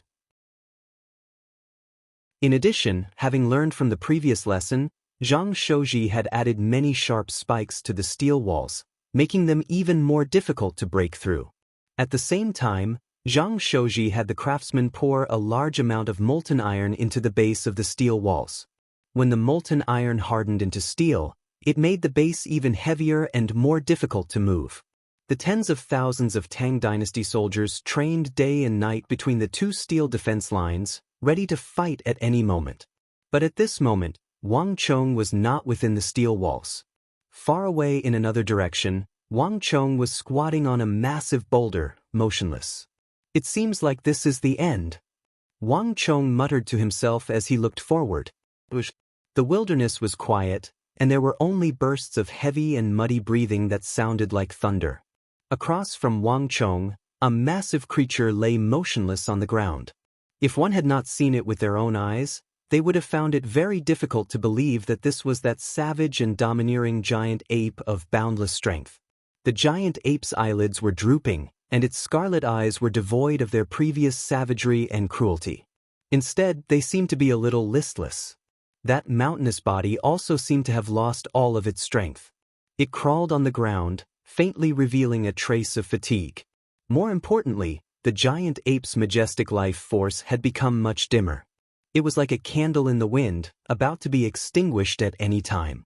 It had been 4 or 5 days since the conclusion of the battle, but the giant ape was still alive. This was much longer than Wang Chong had expected. The giant ape was a massive deterrent to all the factions in Talas. As long as the giant ape lived, the Tang Dynasty would have one more day to prepare. And one more day that the Uzun, the Western Turks, and the Arabs would not dare to act recklessly. In order to prolong the giant ape's life, Wang Chong had used every method he could think of. This included bringing the giant ape into the wilderness, far away from the city of Talas. At the same time, he retracted his psychic energy and allowed the giant ape to regain control of its mind. In this way, the giant ape would not be harmed, nor would it instinctively harm the Tang Dynasty army in Talas. But even so, the giant ape's brain had begun to degenerate and wither. At the start, the giant ape had gained control of its own mind and would beat its chest and roar at the heavens. But now, even though Wang Chong had retracted his psychic energy, the giant ape remained very quiet, motionless on the ground. It had lost all of its former vigor. Wang Chong knew that the giant ape was about to die. The giant ape panted, its scarlet eyes staring at Wang Chong, seemingly tinged with a special emotion. Wang Chong couldn't help but feel a little stirred in his heart. Although the giant ape was just a beast with no human intelligence, after fighting side by side with it for so long, how could Wang Chong not feel anything for it? Time slowly passed, and after some time, the motionless giant ape looked at Wang Chong. Suddenly, it gave one final whimper and then fell silent. Wang Chong sighed and stepped forward. Extending his right hand, he slowly closed the behemoth's eyelids. "Goodbye." A gloomy light flashed through Wang Chong's eyes. The giant ape was truly dead this time. The wilderness was quiet. Other than the rock eagles circling in the air, there was no other sound. Wang Chong didn't even need to turn his head to know that several tens of thousands of zhang away, several pairs of eyes were silently watching him. These were the scouts of the Arabs, Uzun, and Western Turks. Ever since the end of the war, the three sides had been sending out scouts day and night to investigate the giant ape's movements and wait for news of its death. Wang Chong was well aware that as long as the giant ape remained motionless, the three sides would not be able to discover it. This would at least buy the Tang Dynasty a little more time. Gallop, gallop. As he was thinking, the rock eagles suddenly cried out in the sky. In the distance, 3 horsemen suddenly turned around and galloped back in the direction they had come from. Wang Chong immediately sensed something and turned his head in the direction of the city of Talas. In that direction, he saw a group of cavalry from the Chishi Protectorate galloping over. As they galloped, they divided into 4 groups, 3 of which pursued the Western Turks, the Uzun, and the Arab scouts while the rest galloped in his direction. "General Cheng, what's wrong? Did something happen with the Western Turks?" Wang Chong faintly smiled as he looked at Cheng Qianli, Shi Yuanqing, and the Chishi Protectorate soldiers galloping toward him. "How did you know?" Cheng Qianli was stunned. He hadn't expected Wang Chong to guess before he had even said anything. It's not that hard to guess. Abu Muslim has just suffered a major defeat, so he definitely won't let the matter rest. He'll definitely continue to mobilize his army in the rear. But after suffering such heavy losses, no matter how formidable the Arabs are, they won't be able to do much in 4 or 5 days. As for Daluan Ruozan, even the Mutri great cavalry guarding the royal capital have been mobilized. The Uzan Empire probably doesn't have many soldiers left. The only one left is the Western Turks. Milord, speak. What's going on with Dawissili? Wang Chong faintly smiled. A complicated matter suddenly became incomparably simple in his tireless narration. The scouts reported that after obtaining the formation phenomena, Dawissili began to train day and night. Most importantly, according to the contents of your letter, they actually managed to cultivate formation phenomena, and compared to before, the cultivation of all the soldiers has improved significantly. After a few moments of silence, Cheng Qianli quickly explained the reason for his visit. Wang Chong was the sole person in charge of the transaction with Dawissili. Neither Cheng Qianli nor Gao Xianji knew much about the details. Cheng Qianli had no doubts about Wang Chong's abilities, but the reports from his scouts over the last few days had left him rather uneasy. Wang Chong, are you sure that the contents of the letter are correct? In the end, Cheng Qianli couldn't help but ask. The Tang dynasty was currently at war with the Western Turks. Although Dawissili and Daluan Ruozan had retreated, they had not truly retreated. Instead, they were blocking the road back to the east. Their intentions were clear and obvious. The fact that the Western Turks had gotten stronger after cultivating the fake formation phenomena given to them by Wang Chong was not a good sign. Is that so? The Western Turks have gotten stronger so quickly? To Cheng Qianli's surprise, Wang Chong's eyes brightened at Cheng Qianli's words, as if he had heard some good news. Cheng Qianli had wanted to ask a few more questions, but Wang Chong's reaction left him dumbfounded. Lord Cheng, be at ease. It's not that easy for Dawissili to cultivate the true formation phenomena. In truth, even if he wanted to extract some of the secrets of formation phenomena, it would be impossible. This is because this path simply does not lead to the true formation phenomena. Wang Chong faintly smiled, his expression calm and composed. He exuded a strength that could make others submit to him. For a moment, Cheng Qianli was dumbfounded. He had originally believed that he had made a major mistake, which was why he had come in such a rush. Cheng Qianli was a knowledgeable and experienced top-class general, and he was not just a simple general when it came to strategy.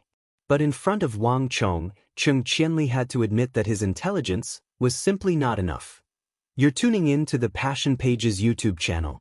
We're so grateful for your support, and don't forget to subscribe to join us on this incredible journey through captivating stories. Your generosity through donations truly makes a world of difference, as it's the primary source of revenue that allows me to expand and enhance this channel for you. Thank you from the bottom of my heart for being a part of this adventure.